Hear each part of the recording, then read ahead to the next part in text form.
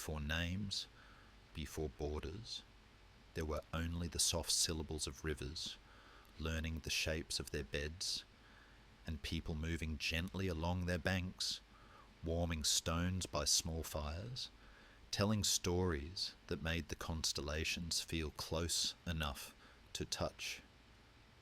He walked with them in the hush of early dawns, when mist slipped like a shy animal between reeds, and the world of the living overlapped the world of memory. In the far north, where the air rang like glass, hunters read the language of caribou tracks as if they were verses left by the wind.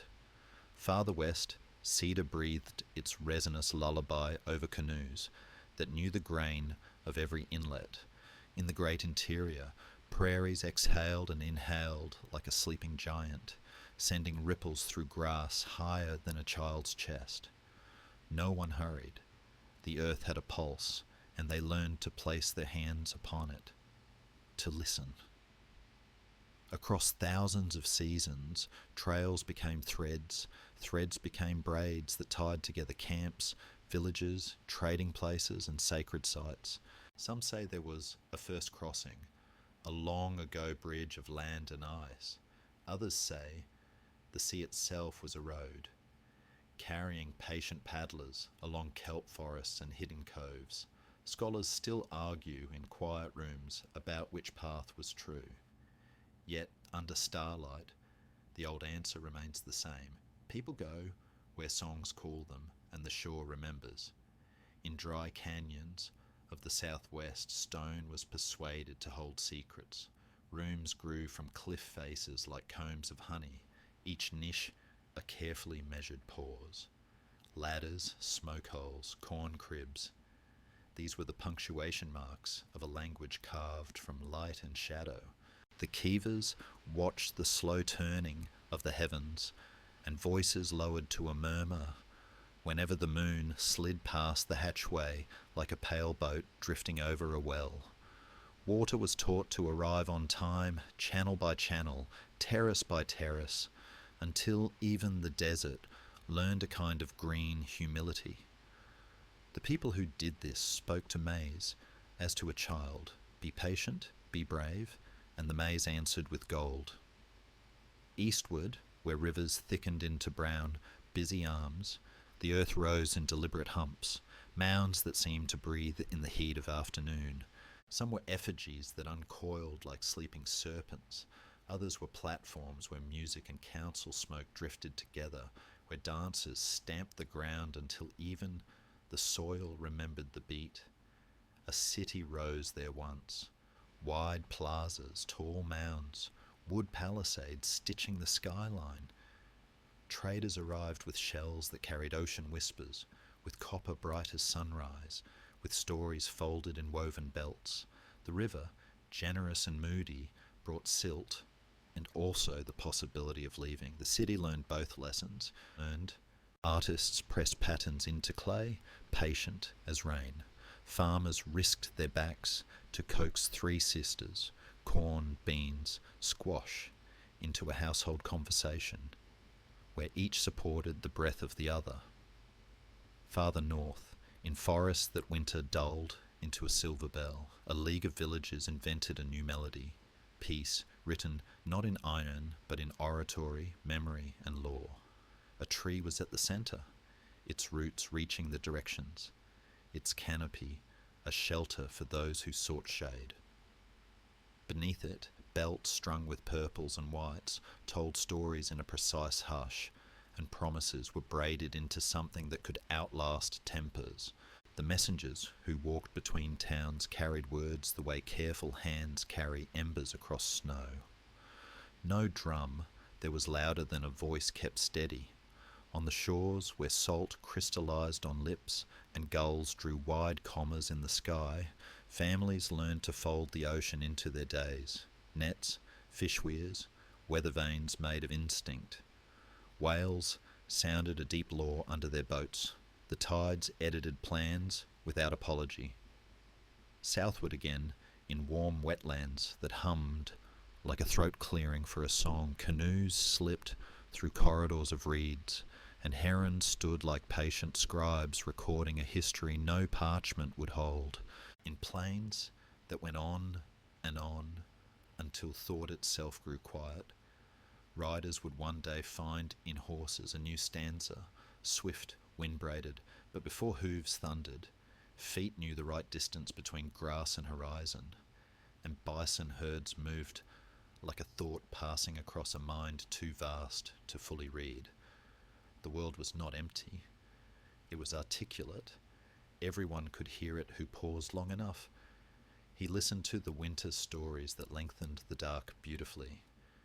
They told of beings who shaped things by naming them, of tricksters with pockets full of lessons, of grandmothers who kept the flame lit so travellers could return by scent alone. Children drifted to sleep under blankets stitched in constellations, learning to count not the years of kings, but the cycles of salmon, the arguments of crows, the anniversaries of snow. There was hunger sometimes, yes, lean months that taught a different sort of courtesy, and there were arguments, raids, grief that cut cleanly. The old songs did not pretend otherwise. Still, woven through the days was a manner of staying. Plant this, leave that. Take the first fish quickly to thank the river. Do not speak lightly near the old stones. Remember that elk will look back once before they vanish. In this way, landscapes were not things owned, but relatives visited and respected. Archaeologists lean now over shards and post holes, coaxing a chorus out of fragments. They hold up a pot and see fingerprints, sudden intimacy across centuries. They debate the rhythms of drought and flood, the meaning of a mound's alignment, the reasons a city thinned and the forest hushed it. But even their careful numbers leave room for a softer arithmetic, the way a mother counts the breaths of a sleeping child, the way a hunter measures silence before the arrow, the way an elder shares a pause and lets a question ripen. The first peoples understood that time itself is braided, past, present, and the unborn woven in a single cord that must not be cut. And so, when strangers would one day appear on edges of vision, pale sails like clouds developing a will of their own, this cord would be tested, stretched to a trembling line that sang under strain. For now, though, he lingers in the centuries when dusk pours like ink into bowls of valleys, when smoke rises in blue commas and stars revise the dark. He notices how even the smallest acts carry ceremony, the rotating of a grinding stone, the care of a bough, the hand over water to greet its skin. He notices how place names are themselves prayers, quiet syllables that smooth the tongue. He watches a council where shadows are allowed to finish speaking before torches are lit. He tastes acorn, maple sugaring, roasted salmon, corn baked in coals, the ordinary feast of belonging. He feels a child's weight tilt against a storyteller's knee, and hears the laugh that escapes when the trickster slips on his own cleverness. He watches a new moon hang like a cradle over a field where someone has just asked for rain and someone else has kept a promise to weed. He stays until the contours of a continent have the warmth of a face, cupped by familiar hands. And then at the far edge of a morning, a gull tilts its bright eye toward the widening line of the sea, and something, a rumour, a mast, a prayer in another language, moves where the sky kisses water, small as a splinter in the light, and the old rivers, calm as elders, continue murmuring names as if to anchor what is about to drift near. In the beginning, the new arrivals did not yet belong to the shoreline. They stood on it like uncertain punctuation, their wooden ships creaking as if the ocean still held them by the sleeve. He watches them stagger onto sand that gives a little under each step, watches them test the light, the taste of brackish water, the strange sweetness of trees they do not yet know by name. At a river's bend, where reeds tilt like listeners, a small fort grows, awkward and hopeful, its timbers smelling of salt, tar, and homesickness. Hunger soon learns everyone's face. Men barter their buttons for kernels. The wind steals heat from the cook fires. Words from different continents strike sparks that are not always friendly. Some nights, the moon looks too large, as if leaning close to decide whose will endure this cold arithmetic of days. Yet morning after morning, axes petition the forest with steady patience, and the forest answers with cabins, fences, a palisade like joined knuckles guarding a thin pulse. Across the sea's other hem, a congregation whispers about freedom, about worship, without whip or royal bell. They set their faith beside their compass, and let both point them west. When they land, the sand receives them with the same indifferent gentleness. The gulls give no commentary, but circle, white commas in the blue. They draft a compact before the winter can scatter them, a promise stitched in simple language, not to kings, but to one another, so that disagreement will have to knock before it enters the room. And then the winter proves long indeed, long enough to teach the texture of grief. But spring keeps its quiet appointment, sliding green notes into the score. With caution and ceremony, neighbours from this continent, a people fluent in this land's older dialects, teach the newcomers to speak to soil and river properly, how to place the seed, how to listen for the corn's thirst, how to trust a fish's silver ghost to thicken the earth. Gifts cross the invisible border of mistrust. Misunderstandings cross it too. Some friendships hold. Some treaties bruise when hunger, fear, and the hard arithmetic of advantage begin to write their own clauses. He notices how the shore grows busier, harbours like open hands cupping more hulls, more tongues, more prayers. In one colony, the law wraps itself in scripture. In another, merchants count the tides as carefully as psalms. In a third, a proprietor imagines a garden of toleration where many consciences might breathe the same air without quarrelling. Quakers walk softly, hats unremoved, before any human authority. Catholics carry a quiet courage, not to hide their beads. Dissenters move again and again, following the rumour of a freer wind. The map, if one could call it that, is still more rumour than geometry. Rivers as veins, mountains as sleeping animals, towns as ember clusters glowing in a wide dusk. Somewhere in all this a darker ship arrives, its hold heavy with a sorrow that has not yet found words in this place. Men, women, children, stolen, branded by commerce, are forced to step into a language that has no gentleness for them. Fields extend like sentences that never quite end. Hands not paid for their labour learn to count by seasons and lashes. Mothers braid hope into their children's hair, naming them with secret songs. A different kind of economy writes itself on the land with iron pens, even as meetings and assemblies practice the alphabet of self-rule, voices learning to disagree without drawing steel, votes cast like pebbles into a jar. There is a contradiction humming beneath the boards.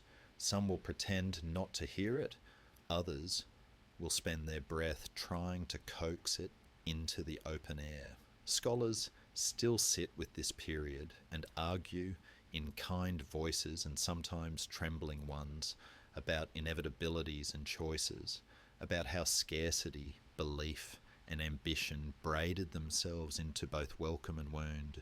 He thinks of the first harvest that nearly failed, of the fish runs that saved a town's next winter, of the corn cribs that became a dialect of gratitude.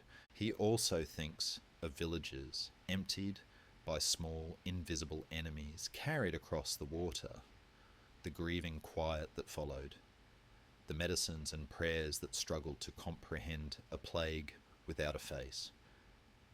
In council houses and long houses alike, decision makers measured the newcomers with the carefulness of hunters. What treaties might hold, what prices would keep a people whole, when to open the hand and when to close it. Some alliances formed like bridges over troubled water. Other times, the water rose and took the bridge away. Meanwhile, paths turned to roads, roads to streets, where shop signs creaked and apprentices fetched water at dawn. A printing press began to chatter, and with each page it breathed a little more oxygen into this raw experiment. Pamphlets that argued, sermons that comforted, notices about ships, auctions, missing persons, runaway indentures. He sees taverns warm with discussion, candles guttering as talk extends past midnight. He hears a bell call to worship and another to market. He hears a drum calling a militia to drill on a sloping green while children imitate the march in miniature. The forests recede in cautious steps and fields enter the light. Yet, even as wheat leans and tobacco dries, he knows a different arithmetic is being kept in finer ledgers, names of creeks untranslated, burial mounds watched by the wind, promises made in winter renegotiated in summer. The stubborn way a boundary fence sometimes refuses to be a wall. He watches a small classroom where a teacher, thin as a quill, coaxes letters from boys and occasionally girls. He watches a mother teaching her daughter sums with beans. He watches an enslaved man trace words in dust at night and wipe them away before dawn. In a meeting house, a woman stands to speak, though convention would have her sit. In a clearing, a minister without a pulpit speaks of hearts changing like weather. Something restless but hopeful begins to pace the colony's narrow rooms, and if you, listening now, are somewhere under a different sky, if the hour is late and the city outside is drowsy, or if the sun has only just considered rising, he invites you to breathe with these small fires a while. Where are you listening from, and what time is it where you are? If this gentle journey is keeping you company, you might press subscribe to the entire history, so that these quiet steps can find you again on another night. For now, he lingers at a wharf where ropes creak and lanterns smear gold on black water. Somewhere inland, hooves drum a rhythm toward a border no one has drawn yet. Somewhere at sea, a ship rides a patient swell, carrying letters that will arrive long after tempers cool, between chapel and field, between town meeting and council fire, between ledger and lullaby. The colonies learn to breathe, haltingly at first, then with a chest that rises and falls to a new, uncertain cadence. And far down the road, though no one here can quite see it yet, stars will be sewn onto a flag under lamplight, while an unfinished hush gathers over the land like snow that has not decided where to fall. By the time summer leaned its warm shoulder against the year, paper had begun to behave like tinder, words striking words, until a brighter, riskier fire caught. He watches sheets of rough linen rag carried beneath jackets, tucked under arms, nailed to doors, where rain tried and failed to blur their edges. In taverns, in commons, on courthouse steps, sentences began to breathe as if they had lungs, self-evident, unalienable, consent, strange, shimmering fish lifted from the deep and held up to the sun. Yet before the parchment, there had been murmurs, the long simmer of taxes levied by a faraway hand, the tea that bobbed like dark blossoms before sinking into a harbour night, the petitions that asked politely and were answered with a soldier's boot heel. At green fields with names that would not easily wash from memory, smoke crawled along fences, and the air smelled of powder and startled clover. A midnight rider's hooves struck sparks like brief stars on the road.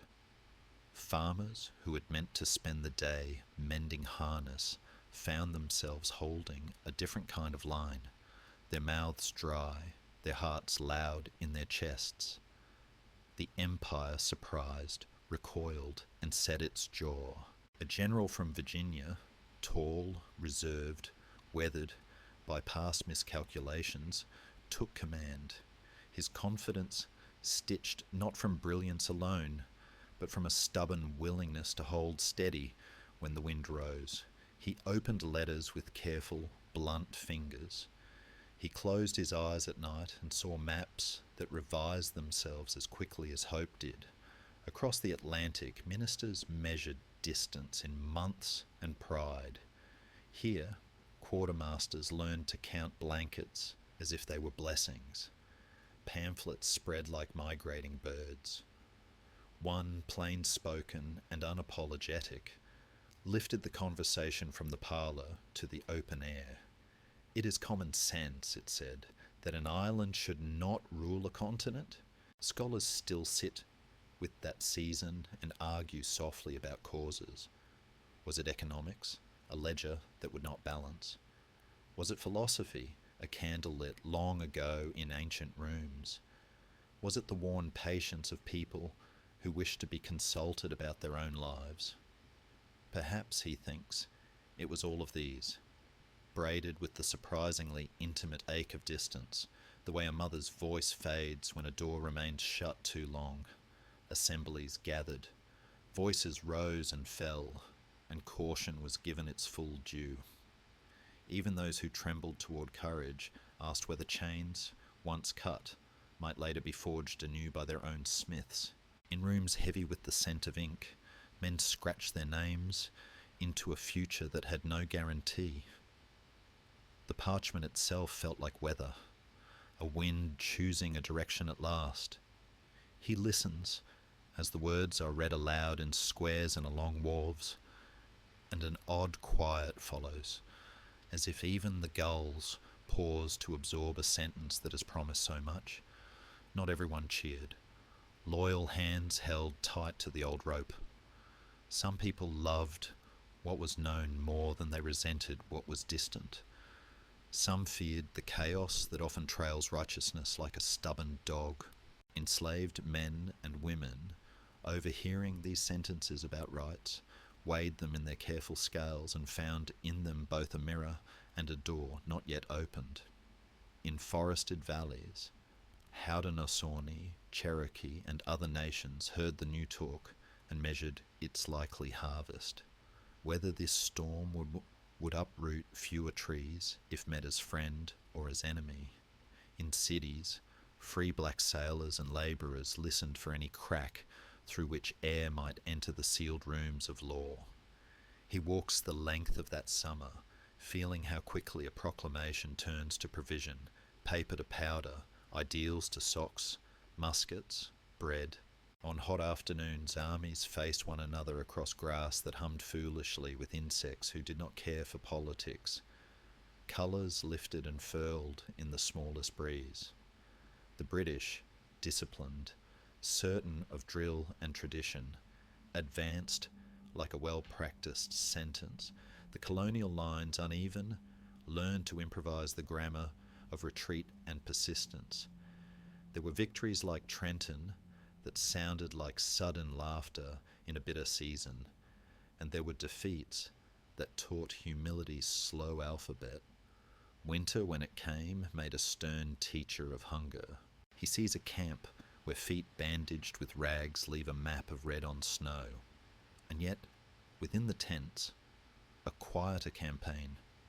Men teaching one another letters by firelight, an officer reading aloud from a thin book until sleep conquered even worry. Off to the side of these main roads ran other paths, women who boiled linens and smuggled messages stitched into hems, merchants who extended credit, knowing the arithmetic made no sense except to the heart, printers who risked their presses, ministers who prayed with an honest uncertainty, poets who tried on a new word, nation, as if it were a garment that might fit after it was worn a while. The contradiction hummed still beneath the brave melody. While voices praised liberty, other hands tightened iron. Enslaved parents told their children stories at dusk that refused to spare, and some slipped away toward lines rumoured to promise a different dawn. The new sentences, read aloud in squares, did not yet include every ear. He notes how even the arguing had its own music, letters exchanged between rivals still framed with courtesies, enemies retrieving one another's dead when the field allowed mercy, a general frowning at executions and preferring parole when possible.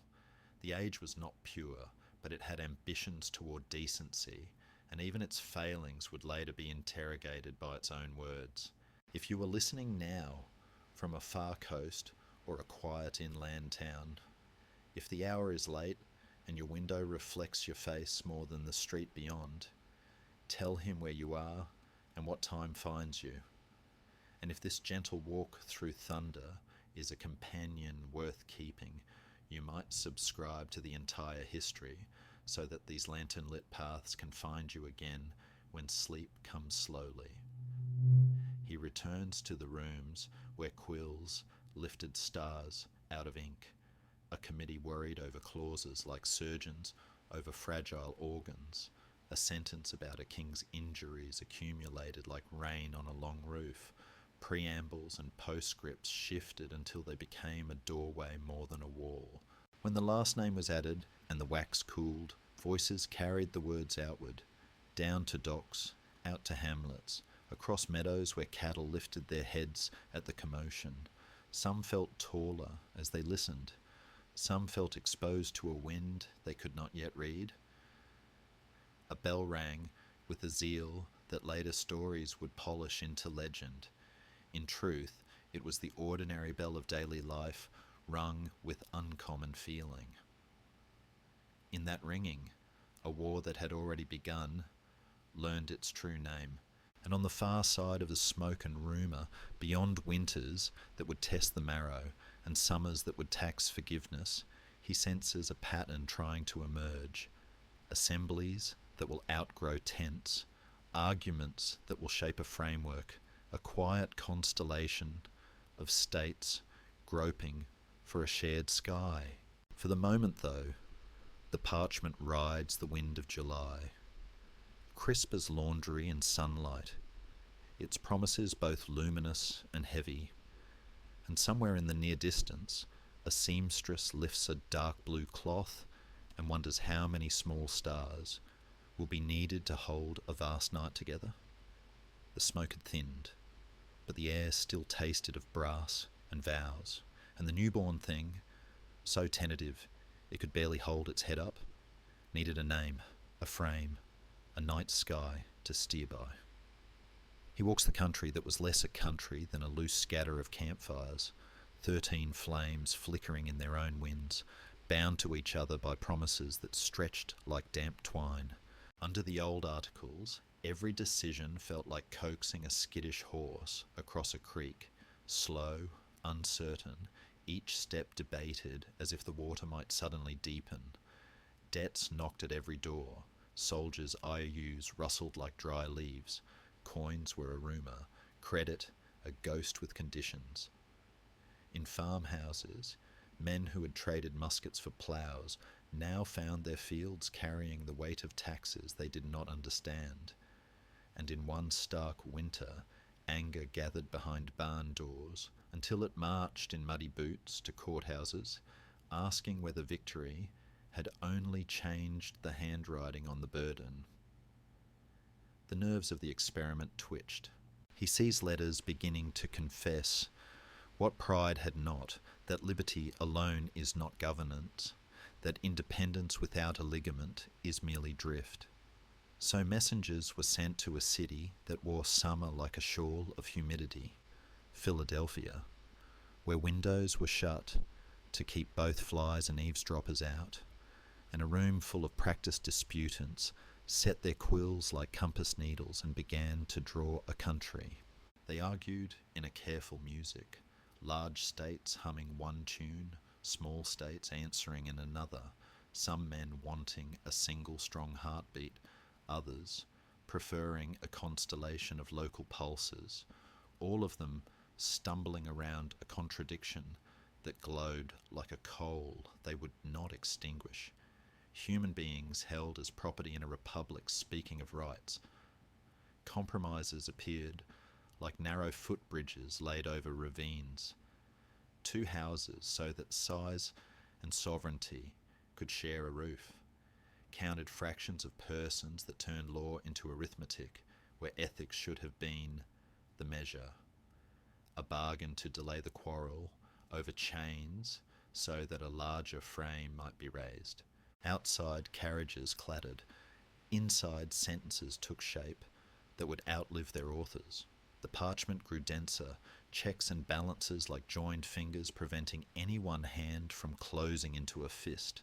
Enumerated powers crouched within the text, elastic phrases that would stretch or snap depending on the century's tension.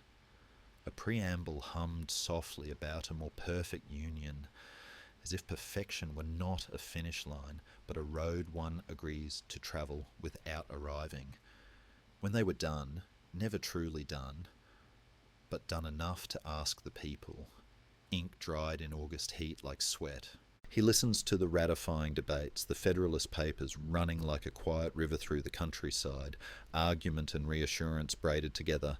He hears anti-Federalist cautions, correct in their fear that power, once given, tends to multiply its appetite. State by state, the lights turned toward yes, some blinking, some steady. And because promises are lighter to carry when rights are named plainly, a set of amendments soon joined. 10 lanterns hung along the porch. Speech and press, conscience, assembly, protections against the midnight knock. The right to be left alone where privacy whispers its small prayers. With that, a new sky seemed to clear overhead, fragile still, but chartable. The first presidency moved with a deliberate quiet, like a father entering a room where a child is asleep and a fire is only coals. He sees the general, now simply Mr. President, measuring ceremony so it would educate without enthroning, choosing titles that tasted of humility, riding past fields where stumps still testified to Axe's recent songs. Debt had to be braided into a single rope the nation could hold. Credit had to be wooed like a skittish bird. A treasury mind, sharp and tireless, proposed that the old obligations be assumed together, that the state's varied ledgers become one book. This angered some, relieved others, and in the bargaining a capital's future was sketched beside a slow, tidal river where tobacco once dictated the day. L'Enfant imagined lines and circles like constellations laid upon marsh and hill. Later hands would tame and alter them, but a plan, calm, geometric, took root in a place where chorus frogs sang without caring for architecture. Foreign winds tested the shutters. Revolutions abroad sent salt and lightning into domestic conversations. What friendship is owed to those who overthrow their kings? What prudence is owed to seas paroled by empires? The new government tried on neutrality like a cloak, useful, dignified, a little heavy. And when a treaty arrived that felt too small for the ache in the people's chest, the streets filled with voices that wanted more pride, more reciprocity, less bowing to polished shoes. He watches a protest about whiskey, liquid harvest turned into currency, flare in the hills and settle when the government walked toward it, not as a tyrant but as a stern neighbour, proving that law could be both spine and breath. Then at last, the moment that taught the world and the nation how to exhale, a leader who could have held the chair longer chose to rise, fold his dignity like a coat, and leave by the same door he entered. In that exit, so simple a gesture, so enormous a lesson, the Republic learned the grammar of peaceful succession. Under the quiet lamp of a second presidency, Words sharpened. Friends divided over philosophy until newspapers, once sleepy carriers of shipping news, became sparring rings for ideas. Laws were passed that smelted fear into statutes, and later generations would hold those cooled ingots up to the light and see the impurities. Partisanship puffed itself large, yet the country did not split. Instead, it learned the ungainly dance of opposition and governance, a two-step that would, for better and worse, set the tempo of many years. Through all this, ordinary rooms tried to keep time with high rooms, postriders thudding along rutted roads with letters from mothers, receipts from merchants, newspapers spangled with quarrels, schoolmasters tracing a new geography on slates, printers setting type for poetry as well as policy. Flags gained stars, each one a small bright syllable, added to a sentence still being written. On a harbour wall, a young lawyer would one night watch bombs embroider the dark and find in the dawn a question answered by endurance. But that is another night, not yet here. He pauses instead by a tailor's table where a woman's needle darts through blue cloth, binding a future to a field of small lights. By a black church where the sermon wraps hope in thunder and asks when the Republic's promises will grow hands large enough to lift every soul. By a Cherokee council where eloquence weighs the road ahead, reading treaties like weather and finding too many storms named afterward as misunderstandings. Scholars, sitting now with these years, still argue in soft voices about what was prudence and what was timidity, what was foresight and what was bargain, what could have been braver without shattering the glass. He does not pretend to solve their gentlest quarrels. He only notes how often the new nation chose a path that left room for return, for correction, for the honest embarrassment of apology. And if you are listening, perhaps from a city where sirens fade to a far hum, or a village that sleeps by a dark river, tell him where you are and what hour has found you. And if these moonlit steps bring you calm, you might subscribe to the entire history, so this soft chronicle will find you again when your pillow asks for stories. For now, he stands on a bluff as evening gathers, watching the Potomac darken like a ribbon pulled slowly through a hand, while in the distance, surveyors pound stakes, carpenters lift beams, and a pale dome, not yet risen, dreams itself into the sky. And somewhere west, beyond the last marked line on a map, a trail begins to shine faintly, as if lit from beneath by stars buried shallow in the earth. Dust lifted from the wheel ruts like breath from a sleeping giant, and the horizon, so patient, so composed, tilted its chin and seemed to make room. He walks with them as they lean into the long interior, where grasses hush to their ankles, and sky becomes a theatre for private hopes. A purchase written in neat Paris ink had widened the map overnight. Lines drawn by pens before footsteps learned the territory's true grammar. And so the nation, feeling larger than its coat, reached for a belt of trails to keep itself together. Two young captains unfolded the continent like a careful letter. Rivers as sentences, mountains as clauses, storms as commas pausing the way forward. Their canoes shouldered past cottonwoods and under gullies of swallows. They traded beads and stories for the kindness of maps already living in other minds. On distant bluffs, strangers watched through the polite distance of hospitality, measuring these visitors, whose charts lagged behind the land's older knowledge, like a child trying to keep up with an elder's stride. And always, along the edges of firelight, there were translators, women and men, whose tongues could bridge rooms better than bridges, holding threads so conversations did not fall into the river and drift away. Soon wagon tongues creaked west like a slow choir, and oxen pulled the days behind them. He listens to lullabies, braided with the clink of harness. He watches a mother pour coffee into a tin cup while dawn stirs, like milk, into darkness. Children count prairie dogs as if they were constellations come down to burrow.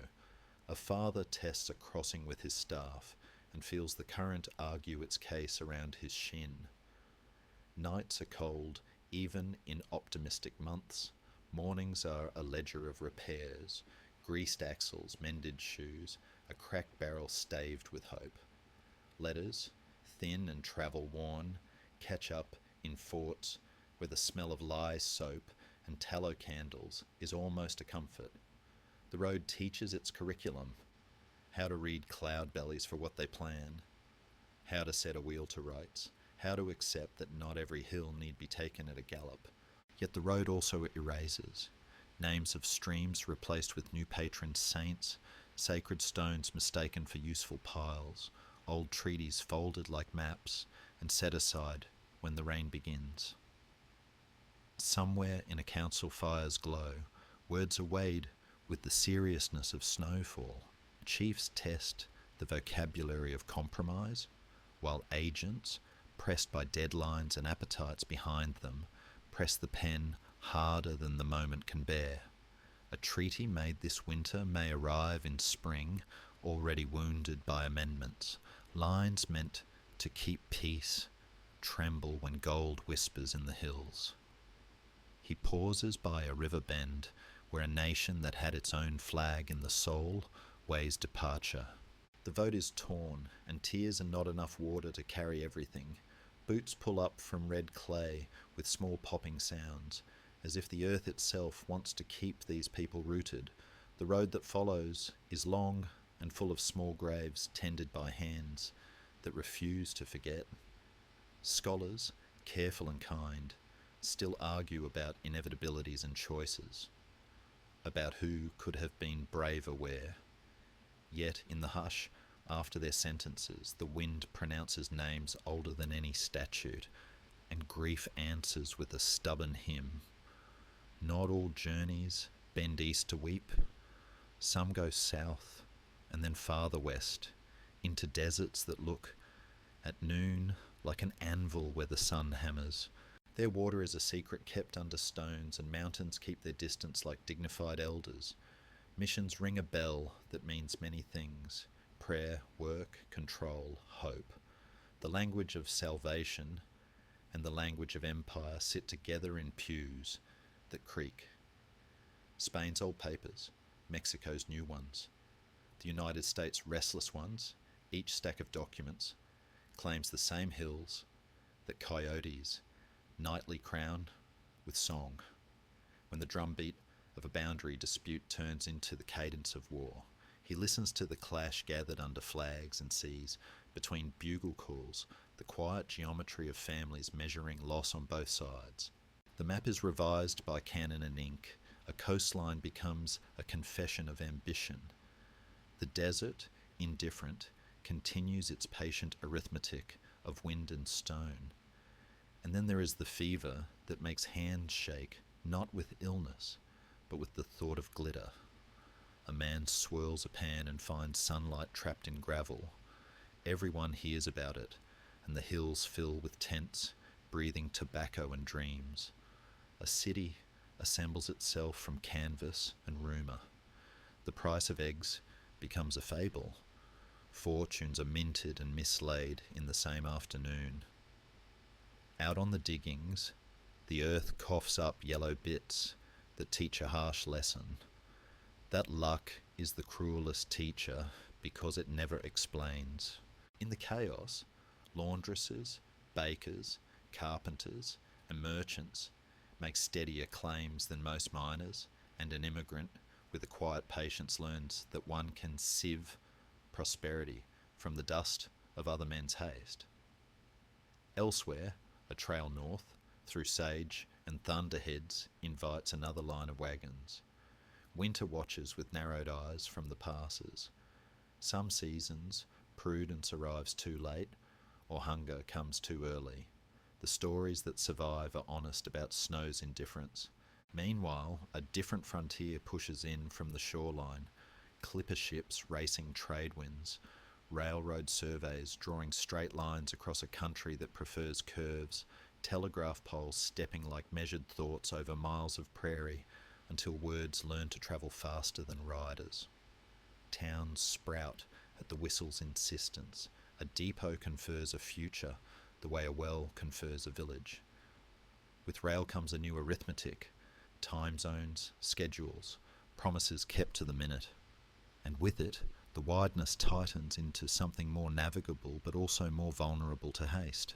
Bison herds, once the slow, living weather of the plains, are thinned by a hunger that mistakes abundance for permanence, and a culture built in partnership with those herds must reweave its life from smaller threads. He watches, with a sadness that does not raise its voice, as ceremonies retreat into tighter circles and languages are told to sit quietly in schools that do not listen. And yet, even here, resilience finds its old shoes.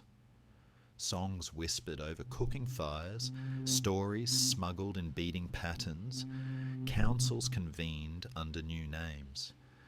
In courtrooms, arguments grow subtle, paper shields raised by communities who refuse to stop naming themselves. Not all westward steps were rough.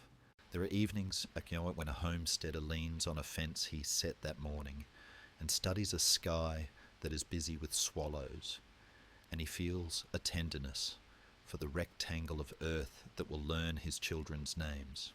A woman unfolds a schoolroom from a single trunk, slates a bell, a book of poems, and sets vowels like seeds in young mouths. A doctor arrives on a tired horse and stays. A preacher raises a roof from hymns and borrowed lumber. A newspaper prints births, rain totals, and a poem about the smell of summer wheat. The quiet heroism of keeping promises grows roots deeper than any spike driven into a rail. Still, beneath the wheat and under the ties, there are older stories pressing upward like springs that will not stay capped. Some treaties are honoured, many are not. Some soldiers protect, others burn. Some judges listen, others rehearse a decision they made before the gavel rose. He notes how the American habit of believing in second drafts, of laws, of towns, of lives, meets its hardest test, where memory and appetite collide. If you are listening tonight, perhaps from a far coast where fog braids itself into streetlight, or from an inland town where crickets mend the silence, tell him where you are and what time keeps you company. And if these gentle miles help you breathe more evenly, you might subscribe to the entire history, so this long lamplit journey can find your pillow again when you need a companion for sleep. For now, he stands where prairie leans into mountains and watches dusk gather its shawl. Peaks turn violet, coyotes begin to annotate the margins of the dark, and a lone lantern on a wagon tongue sways like a small moon guiding its private tide. While far ahead, beyond the next pass, rails glint like two quiet promises laid end to end, and someone, somewhere, is hammering them into the night. In the hush between river and brick, something new learned to breathe, a rhythm not of wind in trees or hooves on packed clay, but of belts, flywheels, and water turned to muscle by clever teeth. He listens as mills awake before dawn, their windows glowing like rows of attentive eyes along the river banks. In New England, girls with braids pinned back and letters folded inside their bodices step through doors where spindles purr and shuttles flash like small fish in a current. Boards tremble underfoot as if the building itself could feel fatigue. Wages are counted out with neat metallic certainty, and time, once kept by seasons and roosters, begins to obey the factory bell's sharper grammar. Outside, the river that once rinsed wool and carried gossip now shoulders a heavier harness, turning great wheels that lift threads into cloth until the very air seems woven, flecked with lint that settles like a quiet snow upon hair and lashes. In tidy boarding houses, rules sit at the table with the porridge, and letters home speak of lectures, hymns, and aching hands. South and west, a different machine opens its iron mouth and does not close it for a long time, a simple gin that teaches seeds to let go, suddenly multiplying the worth of cotton with the indifferent arithmetic of steel. Fields widen as if pulled by an invisible rake. The bales stack up, pale as moons, on docks and at depots. Ships develop a memory for the heavy sweetness of fibre. But with this abundance, chains thicken on porches and auction blocks.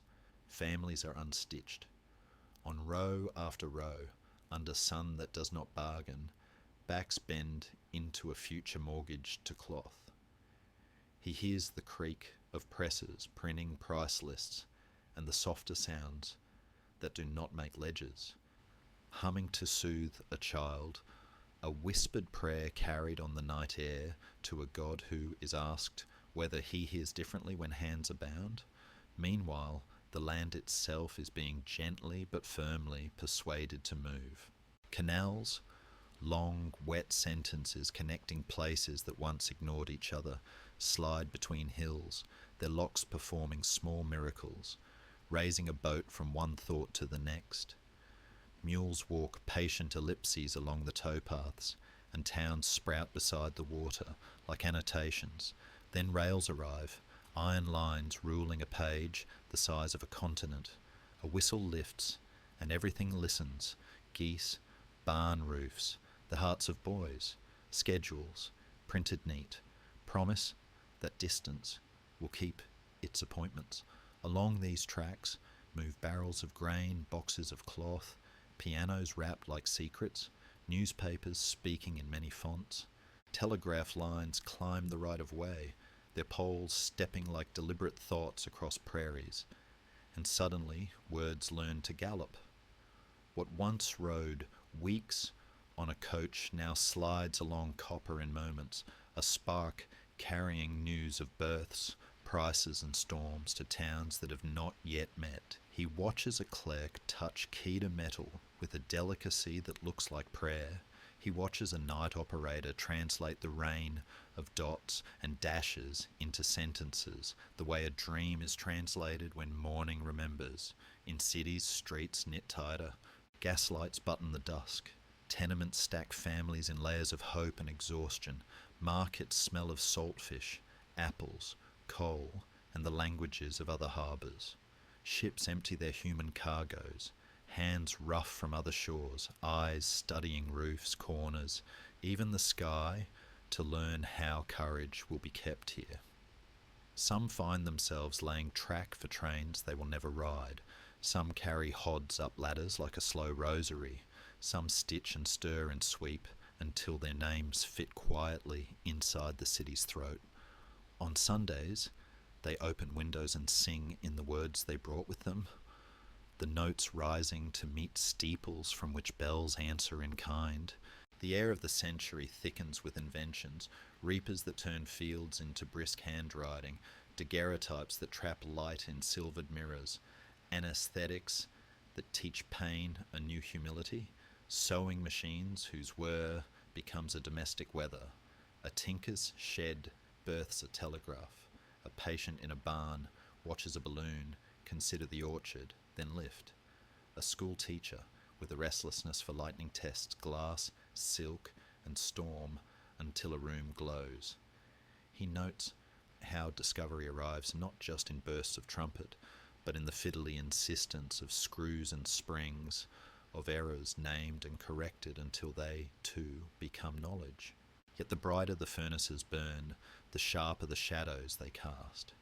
Children, small as the spaces under looms, feed thread where adults' hands cannot reach. Coughs develop a certain rhythm in mining towns and follow men home like stray dogs. A foundry's red mouth asks for long hours and returns them in coins that barely cool. Strikes, tentative at first, then more fluent, try to teach owners a new language of fairness. Sometimes the lesson holds, often it does not. Newspapers argue across their front pages, and at night in boarding houses, men and women count not only their wages but their choices, wondering how to keep dignity from wearing thin.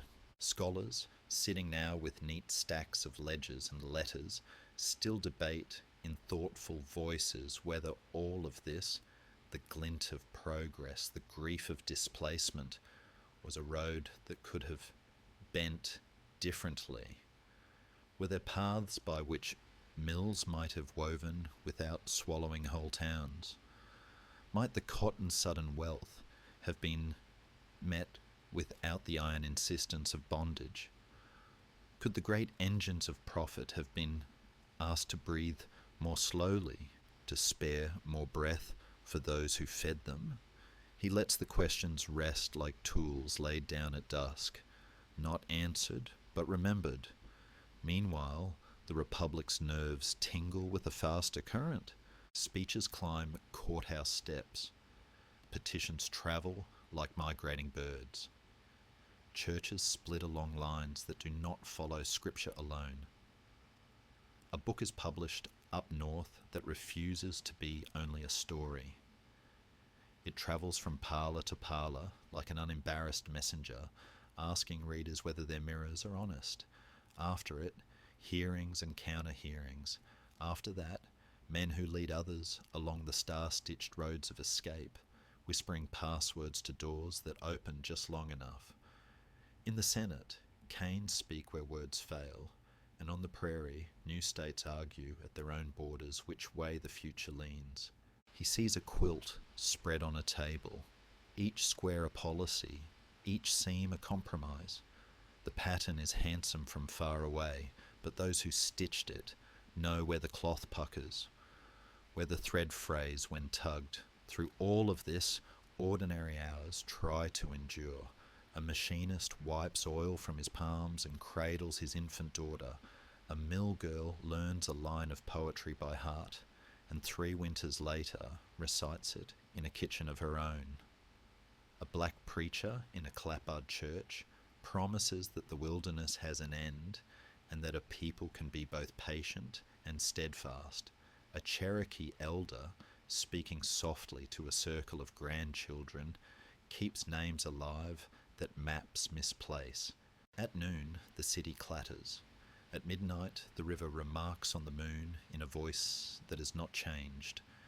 He feels the land's mixed pulse, iron's quickened beat inside workshops and roundhouses, cotton's slower, stubborn rhythm under a heat that will not yield, signals clicking along wires, boots tramping docks, pens scratching contracts, the soft counterpoint of lullabies through open windows. And at the edge of hearing, like thunder rehearsing far beyond the hills, a rougher drum begins. Men drilling on greens, newspapers sharpening their verbs, arguments turning from policy to prophecy. He watches a flag hang quiet in still air and senses how soon wind will find it, how soon the warehouses of cloth, the yards of rails, the telegraph offices will all be requisitioned by a season that teaches a harder music. For now, though, the city sleeps under a grid of newfound light. Mills purr like enormous cats satisfied with their work, and the river, ancient, undeceived, slides past the brick with a patience that remembers earlier songs, while somewhere, in a shop window, a clock ticks with a calm that no one quite trusts, marking off the last peaceful minutes before brother begins to listen for the other brother's footstep on the road. It began not with thunder, but with the brittle sound of threads snapping, the old compromises parting under strain. And then, almost at once, the sky darkened over 2 flags where one had flown. A fort in a harbour woke to cannon that wrote their smoky cursive across morning, and the war which had been pacing the porch for years, stepped through the door. He moves among those first days, when uniforms still smelled of mothball and new dye, when men pinned notes with their names inside their jackets in case someone needed to carry a message home, when bands played with an optimism that would later learn restraint, crowds pressed to watch trains that groaned with regiments, hats raised, handkerchiefs like white petals thrown into the air, boys who had mended fences yesterday lifted muskets today, and farm horses blinked in cities as if the brick itself were a strange animal. Leadership learned on the job. One tall lawyer with worried eyes riding by lamplight in rooms that seemed too small for the size of his decisions. Across the line, a soldier of studied grace believing discipline could stitch a nation in another pattern. The first clash on a pleasant meadow shook the naivete out of picnic baskets. Dust rose, smoke drifted, and the country understood that this would not be a fencing match, but a long, exhausting argument conducted with iron and rain. He hears telegraphs stutter like anxious hearts, carrying lists that thinned towns by the dozen, sees mothers reading casualty columns with lips moving as if to slow the words, fathers sitting quietly on porches long after dark, listening for footsteps that would not return. The war travelled on rails and in letters, both efficient, both too fast for mercy. On a creek with a beautiful name, the water ran red, and the day ended without a winner, only with the knowledge that this land could swallow more grief than anyone had guessed. Soon after, a proclamation, written in sentences as clear as winter air, walked into the world and changed its weather, turning a conflict for union into a struggle with a larger vow. People who had taught their children to whisper freedom as a prayer began to take freedom as a road, walking by night, following rivers, stars, rumours of kindness. Some reached blue lines and put on the nation's uniform to insist with their own bodies that the promise must include them. Drums learned a deeper rhythm. A regiment marched on feet that had once been chained, carrying a flag like a sunrise. Their courage taught doubters' mirrors to be ashamed. Nurses, more numerous than anyone expected, moved down rows of cots with hands made wise by repetition. Clara with her ledger of suffering, Dorothea with her stern kindness, countless others whose names the ledgers never learned, bringing lint, laudanum, water, and words that tried to be a bridge over pain. He listens to the Sanitary Commission's litanies, bandages folded in parlours far from carnage, barrels packed with shirts and dried fruit, fairs where paintings and pies were auctioned into blankets and boats. Somewhere a young photographer persuades the dead to sit still long enough for the living to look, and the nation sees itself without euphemism, boots splayed, buttons dulled, faces that had worked fields now empty of breath. Some call the pictures indecent, others call them necessary. Honesty, as always, asks more than comfort will give. In the West, a river city surrenders after a siege that taught hunger new tricks. The great water, unspooled at last, runs to the sea without being argued with again. On northern ridges where wheat had stood, men in grey and blue pull at each other for 3 days, as if the Republic were a rope drawn taut between them. Afterward, a quiet man returns to speak a handful of sentences that re-sew meaning to sacrifice. With thread so fine, the words almost disappear, and yet they hold. Farther south, a general with a map that looks like a list of things to be broken draws a wide burning line through barns and rails, arguing that terror now might spare terror later. Houses watch their own light leave by the door, and yet some porches, spared by luck or deliberate grace, hold vigil as if hospitality were a candle that should not be snuffed even when wind insists.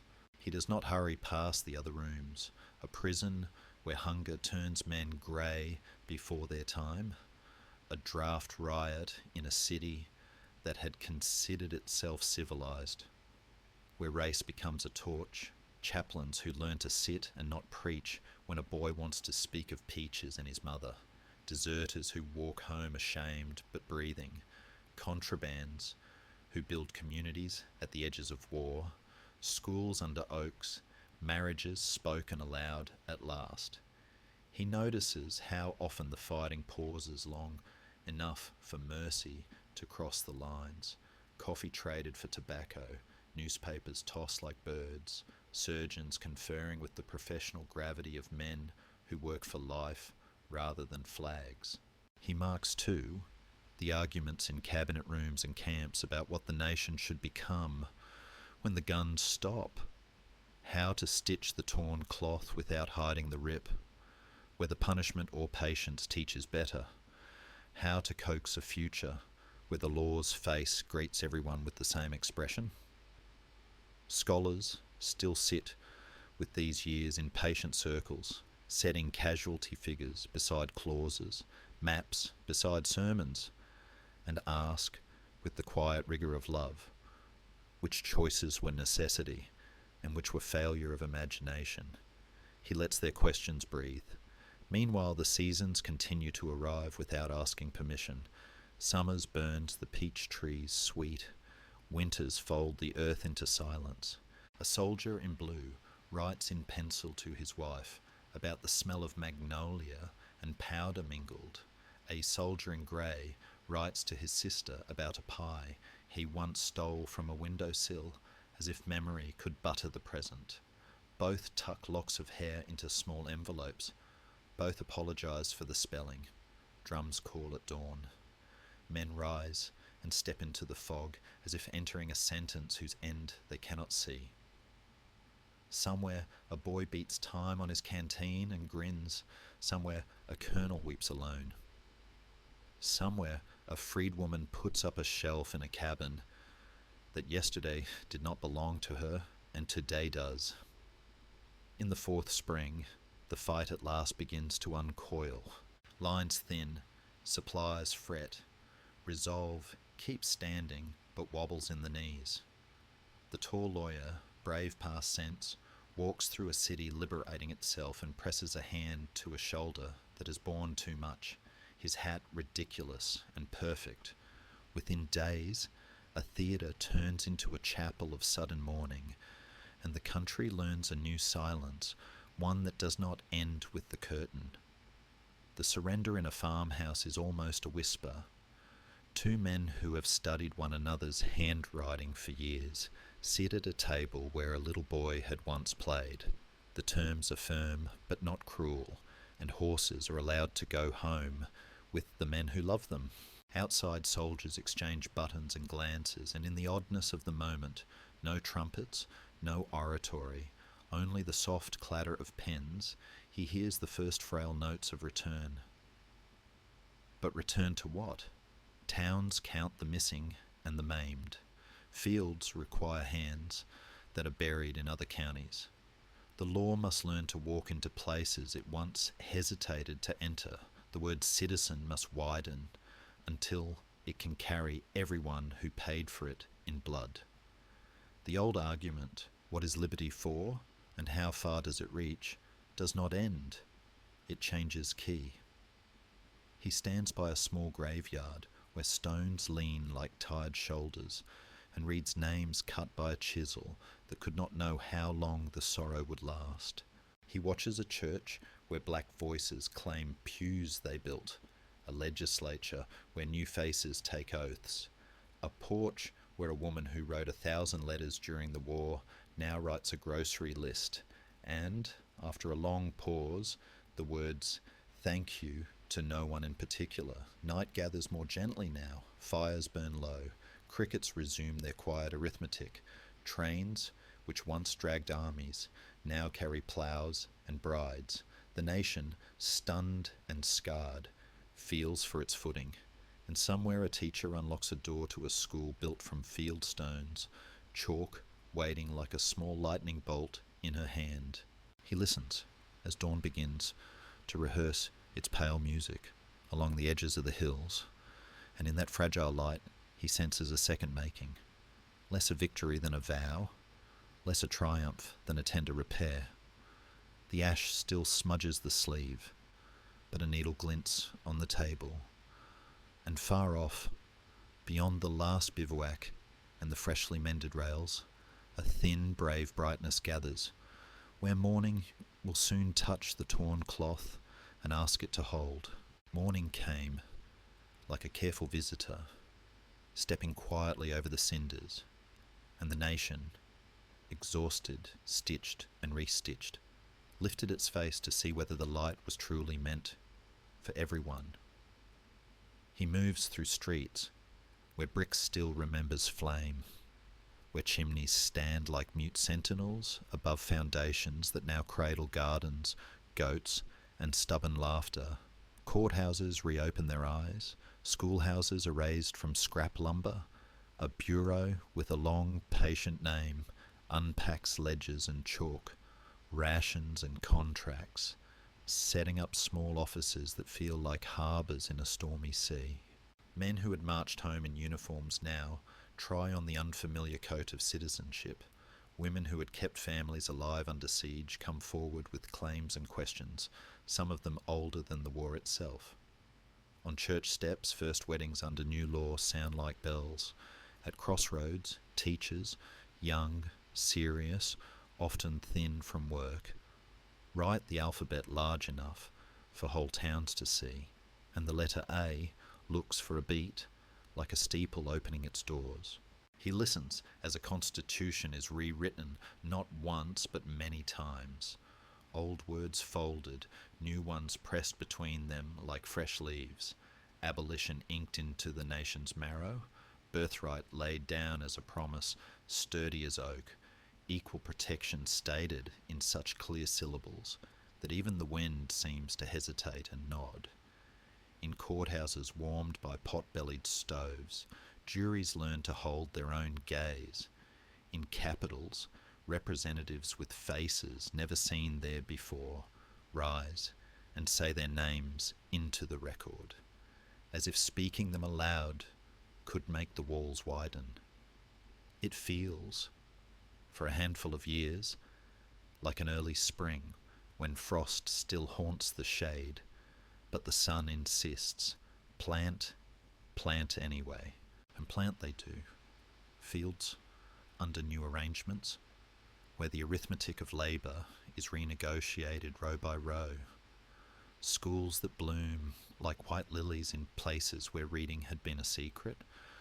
Colleges that lift their spires above red clay and promise that scholarship can be a lantern even when roads are rough. He walks beside a man who signs his name for the first time and then looks at the pen as if it were a small, honest sword. He sits in a classroom where children sound out liberty in careful voices and then smile as if a door had just fitted its hinge. But shadow does not retire. In the same towns where ballots clack into boxes like seeds into a long furrow, masked riders test a different harvest. Sowing fear at midnight, he hears hooves in the dust, doors struck like drums, windows that learn the grammar of breaking. He sees laws written to look tidy while intending to stain, codes that shrink a man's horizon to the size of another's temper, vagrancy that turns poverty into a crime with an old name. The Bureau's agents, earnest, overworked, sometimes brave past prudence, file reports like prayers. Some sheriffs shoulder the weight, others look away. In hearing rooms that smell of ink and damp wool, the federal government debates how long it can hold the umbrella before storms are named local weather and left to run their course. In Washington, a president with a stubborn neck reads the Reconstruction like an unwelcome chore, preferring pardon where firmness is needed, daring Congress to measure him. He watches the quarrel grow teeth, vetoes written with a tight jaw, overrides accomplished by coalition, a trial in which law and theatre sit shoulder to shoulder, and the country, holding its breath, learns how close a government can come to tearing itself again without the sound of cannon. Across the South, elections happen that would have been unthinkable a decade earlier. Sheriffs sworn, legislators seated, sheriffs challenged, legislators threatened. And somewhere in a balcony, a grandmother in a shawl sees a grandson lift his right hand and swears the air itself brightens. He does not hide the other rooms, a store where credit adjusts its spectacles and reads the contract backward, a field where the cropline wraps itself around a family like an ivy that will not be cut, a courtroom where a decision with a clever name quietly narrows a wide promise, a county line where a militia calls itself a club and a club calls itself a cause. Scholars, patient and exact, still gather around long tables with maps and congressional records, asking whether there could have been more troops longer, more schools quicker, more prosecutions brighter and braver, whether compromise kept the lamp lit or only dimmed it slowly. He lets their questions hover like swallows over a river, useful, agile, not untrue, while he notes what the river itself remembers. Boats full of teachers and hymnals, ballots and bricks, and also boats of men proud of their little laws, ferrying night across to the next county. Meanwhile, the economy sits down with its ledgers and sighs. Banks that had marched toward profit stumble into a year of panic and arithmetic that will not add. Railroads, overpromised, learn to count straighter. Men with fine pens write tight letters to men with calloused hands, explaining that wages must shrink because numbers have. Yet even now the Republic's nerve fibres thrum with invention, steel that hums like a tuning fork when struck, a bridge that hangs over a grey river as if the century were braiding itself from iron and hope, a typewriter that makes a certain clack, women learning to translate speech into neat rows of symbols faster than most proud men can think. In parlours and chapels, in parlours that are chapels, a different suffrage finds its own season. Women, with banners and patient shoes arguing that the word citizen is improperly hemmed, some of them had been abolitionists before, and now, with a steadiness sharpened by disappointment, ask the nation whether it can truly count with only half its fingers.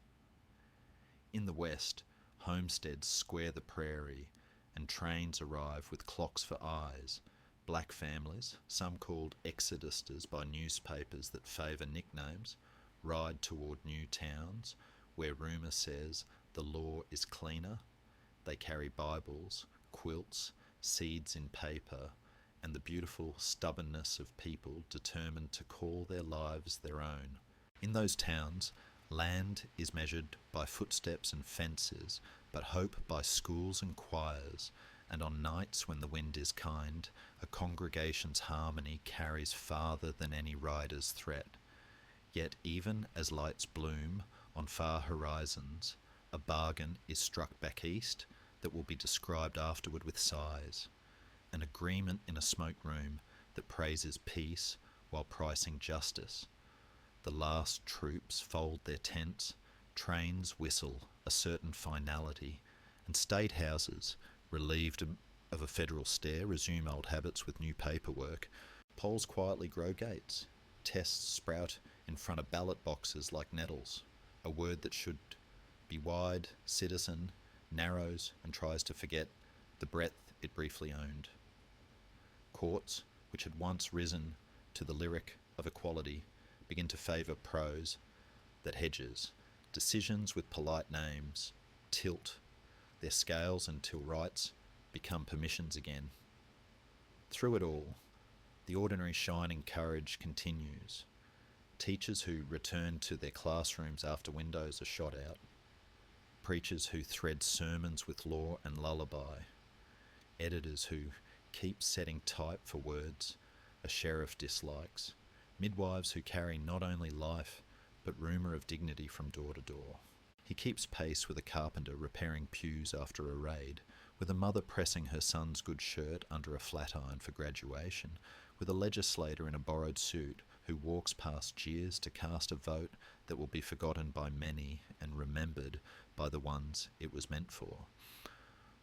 On courthouse lawns, monuments begin to grow, bronze and stone arguing, mutely but effectively, for one memory over another, and in attics, trunks hold uniforms and photographs, letters that still smell faintly of smoke and camphor. The second founding, he realises, was not a single sunrise, but a series of dawns and relapses, light sifting in through stubborn shutters, clouds closing again, another crack opening elsewhere, decades learning and unlearning the same lesson. That law can prepare the soil, but only custom and courage will keep the garden. If you listen closely in old neighbourhoods at dusk, you can still hear the syllables of those amendments, whispered like household prayers, taped inside the cupboard door for quick reference when storms come. Tonight, the cicadas tune the dark. The courthouse clock practices mercy by losing a minute. A porch light burns longer than usual on a street that still remembers night riders, but now greets patrol cars and paper boys.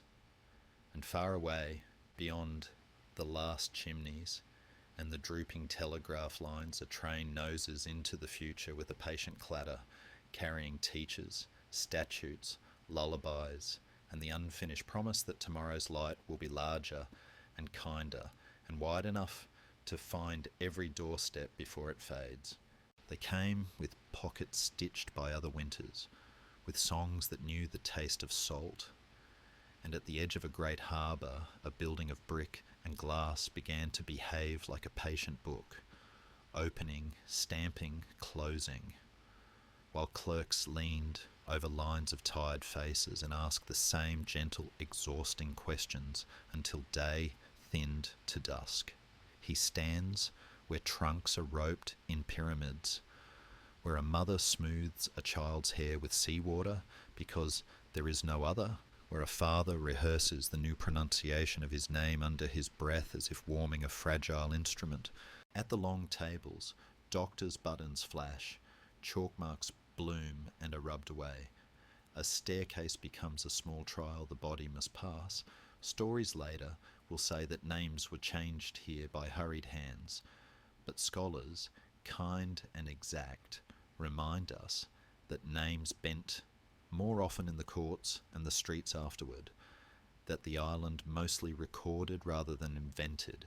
Even so, those stories persist because the feeling was true, that a vowel dropped or a consonant softened could be a kind of weather, a breeze that turned a man's face slightly toward a new sun.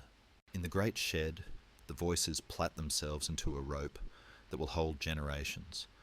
Ladino and Yiddish, Neapolitan and Slovene, Irish and Greek and Latvian, the slow bell of Norwegian, the cinnamon of Arabic, each syllable bringing a corner of the world to stand politely in line.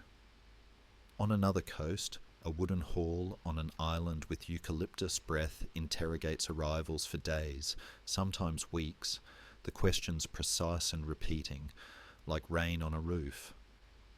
Paper walls, someone will call it later, because words here can stop a man more firmly than any gate of iron. The law beyond the hall is narrower, exclusion given a statute and a seal, a net that pretends to be invisible. Behind the questions, the Pacific exhales its old cool wisdom. Within them, an ache for fairness measures itself against fear, and too often finds itself short. He walks inland, where the city hems shift and sway. Tenements stack their stories, a sweatshop's needle song on the second floor. A baby's thin cry braided with bread smells on the third. On the roof, a family sleeps under July because their room refuses air. The Lower East Side knits hope from pickle barrels and push carts. Little Italy hangs laundry like festive flags. A Chinatown writes its own constellations in calligraphy on red paper and teaches children how to walk safely between worlds. In a settlement house, women, with stubborn, luminous faces, label the shelves milk, rice, soap in 3 languages and then sit at a piano to teach a waltz. A lawyer keeps late hours translating exhaustion into petitions. A nurse knocks on doors and learns the grammar of worry in 6 accents before dusk. On Sundays, congregations tilt their heads toward different heavens and are answered by the same light through different glass. He listens as English is learned, one idiom at a time. Hold your horses, on the dot, give me a break, and as English itself expands to make room, adopting spices and gestures the way kitchens do. Children, elastic as reeds, sprint ahead. They correct their parents' pronunciation with the offhand cruelty of love. They pledge allegiance with hands that still smell of flour or machine oil. They translate at markets and clinics and, years later, at weddings, turning 2 sets of vows into one promise. Some evenings, a policeman's truncheon remembers the heat of nativist sermons. Some mornings, a foreman remembers that cheapness is a temptation more than a virtue. Unions learn new chants to match new tongues. Strikes braid the grammar of Naples with the cadence of Warsaw and the dry wit of Dublin until a mill owner is forced to listen in a language that does not flatter him. In a classroom where the flag hangs patient and a pot-bellied stove ticks, a teacher maps Columbus to California and sees in the faces before her the journey made real, a constellation of cheekbones and eye colours and inherited sorrows, eyes that belong to the Adriatic, the Carpathians, the Atlas, the Baltic, now all considering the same chalked river called Mississippi. A boy writes his first essay about a pigeon loft on a neighbouring roof.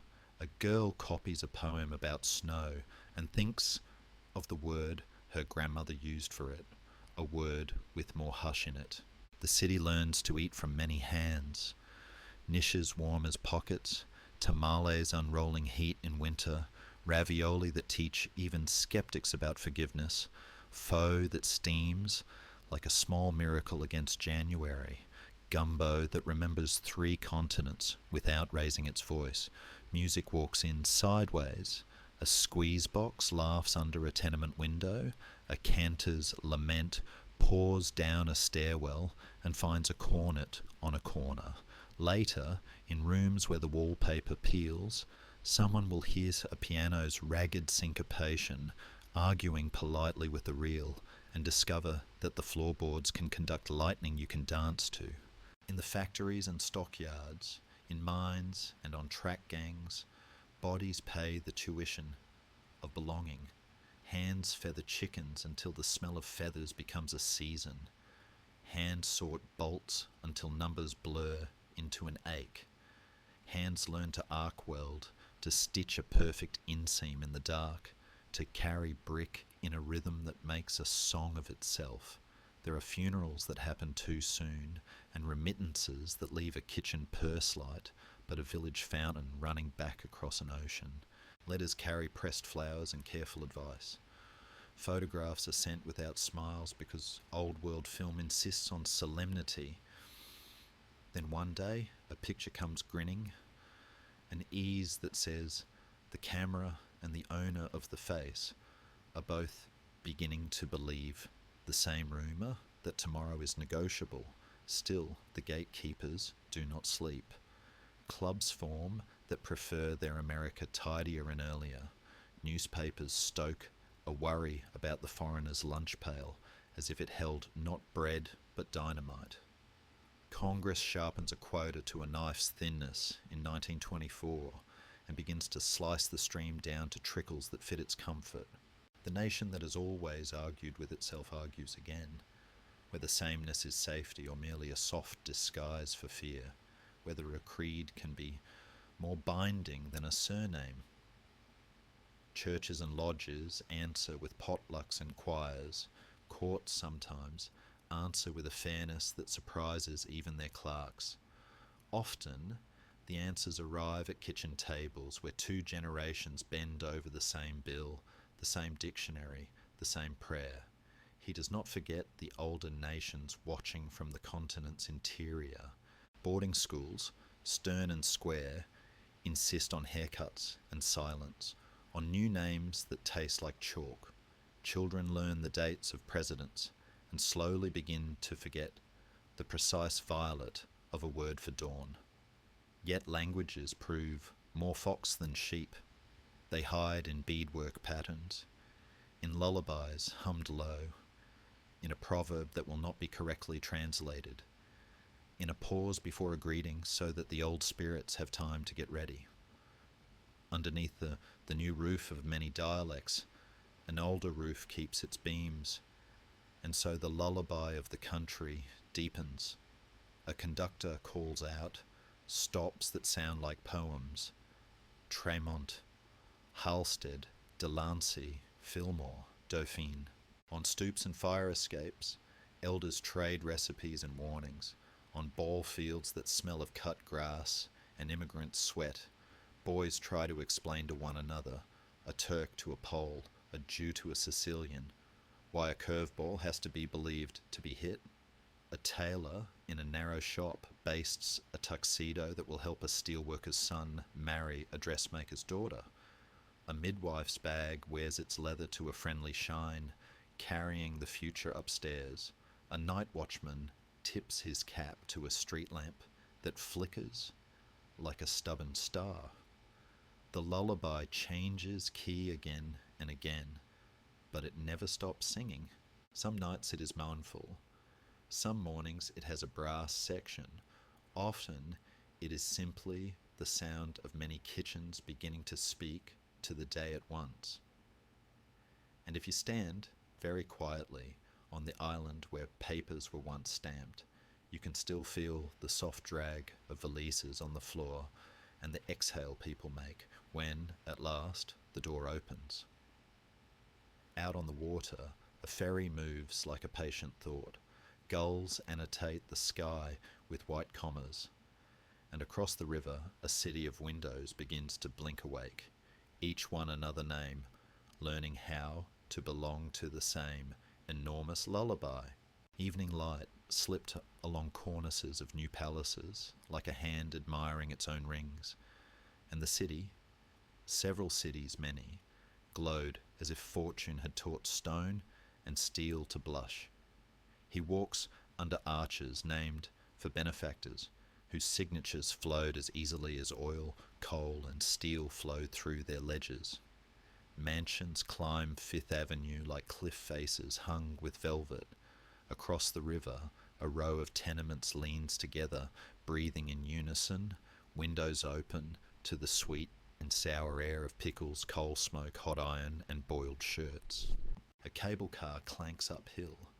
Down in the company towns, whistles set the clock and men file past gates as if entering the mouth of a patient beast that will return them 8 or 12 hours later, smelling of its breath. Above everything, wire begins to sketch an invisible web. A bulb winks on like a tame star, and then another, until streets that once trusted the moon now answer to a switch. He listens to the first hum of dynamos, the clatter of type bars in newsrooms, learning to shout, the telephone's delicate ringing stitching rooms together across miles of snow and swampland. Engineers, need as surgeons, drop bridges over rivers that had believed themselves unbridgeable.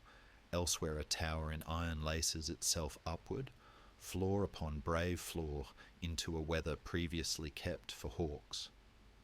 On the prairie, harvesters move. Like methodical insects, in the mines, carts creep along seams bright as wicked laughter. At a refinery, the night sky resembles a pagan festival, fountains of flame bending in the wind. Fortunes, new and unfathomable, stack, Their keepers learn to speak with a certain crispness and a taste for mergers, a vocabulary where trust means concentration more than virtue. Clerks add columns until numbers feel like a kind of theology. Lawyers draft agreements whose commas are heavier than iron. A journalist coins a phrase, Gilded Age, and the nation, seeing its reflection, cannot quite decide if it admires or fears the shine. Not all glitter comforts. He walks a stairwell in a boarding house where boots have taught each step its creak. He stands in a factory where girls bend over collars until their shoulders forget any other shape. He turns a corner and finds men sleeping side by side in a room meant for chairs, the rent collector's knuckles educating the door at dawn. A child carries shavings home from a mill like a bouquet. Another washes machine grease from her fingers with bread because soap is an extravagance. Jacob's camera opens like a second eyelid, and the photographs explain, more gently than sermons but more firmly than rumour, how the other half lives. Editors gasp, then argue. Some readers close the magazine more carefully than before, as if it contained live coals. In another part of the city, a political clubhouse hums. Ward healers learn the cradle names of entire neighbourhoods, and on election day, the dead discover a surprising civic vigour. Yet the machine is not only corruption, it is coal in winter and a funeral paid for when grief is not negotiable, a seat by the stove at the hall, a letter written for a man who can sign his name but cannot spell opportunity. The ledger of favours is long, and not every entry is cruel. Westward, the wide arithmetic of land continues to be recalculated with ruthless pens. Paper divides prairies into parcels. Agents preach civilization to men who already have their own. A law with a pleasant agrarian name breaks nations into lonely allotments that prove easier to purchase, to trespass, to forget. Boarding schools cut hair and cut songs short. Languages are folded into silence and yet survive in the beadwork's logic, in the patient grammar of ceremonies practiced in rooms with curtains drawn. Bison, once the slow thunder of a continent, are nearly erased by a hunger that mistakes plenty for permanence. Railroad spikes ring like small hammers tapped against memory. If you stand still on that grass, you can hear two narrators speaking at once, one promising progress in a straight line, the other asking who decided straightness was the only honest shape. In mills and stockyards, the argument about fairness stands up from its stool and takes the street. A bomb blooms like a dark flower in a square, where words had been clashing. Shots answer. The echo carries farther than anyone intended. Elsewhere, a town wholly owned by a company learns how thin a human voice sounds when rent, wages and groceries speak in the same tone. Trains that once carried wheat now pull deputised men. Strikers who once sang now try to outshout hunger. Newspapers tilt, some toward order, some toward mercy, and the courts, caught between the rail schedule and the docket, sometimes choose the former. Yet against the rumble of batons and the boss's jaw, other sounds persist. A union hymn braided from many languages. A meeting after shift where a woman with burned hands makes the clearest speech in the room. A judge, rarely but memorably, ruling that the law should not be a coat tailored only for the tall. South of the old line, a different arithmetic tightens its grip. Laws with neutral names sprout thorns in practice. A court that could have opened a door instead argues for separate keys. Ballots face fees, tricks, tests and fear disguised with Sunday manners. A journalist with a pen tempered by danger writes the arithmetic of lynching in numbers no one can respectably ignore. Her train tickets grow one way more often than not, and still she continues, setting type like a shield. Churches braid sorrow into hope. Schools lighten rooms that laws would keep dark. Choirs rehearse futures in harmony. Across the plains and up the coasts, farmers compare notes at grange halls and decide that distance has cheated them long enough. They learn the grammar of cooperatives and of rail rates, and they send to the cities a candidate with a voice that can turn a promise into an altar. He speaks of a cross of gold and of mankind nailed to it. And for a breath, the nation wonders whether money is a metal or a covenant. He loses, but he does not vanish. Years later, the thunder of his sentences will still be audible in reforms that take their time but arrive. Meanwhile, the rich practice a different piety. Libraries rise with columns that make the poor feel scholarly just by climbing their steps. Museums assemble seashells and Rembrandts under roofs fashioned like temples. Concert halls teach a city how to hold its breath as a chord resolves. Motives mix as motives do. Vanity wrapped around generosity, conscience softened by the pleasure of one's own name on a facade. And yet the result is public and durable, a promise that anyone with curiosity can borrow light. He lingers in a reading room where a boy in a patch jacket copies a diagram of the solar system and temporarily owns all of it. Out at Niagara, water turns itself into electricity and then into a recipe for cities. Wardens of pine and granite begin to argue that some acres should belong to Morning Light alone. A Scottish-born prophet of mountains carries a tin cup and a pen into the Sierra and asks Congress to befriend what it cannot improve. A yellow stone had already been named for wonder. More valleys and forests join the register of places saved for silence. The century, restless, leans toward the ocean at last.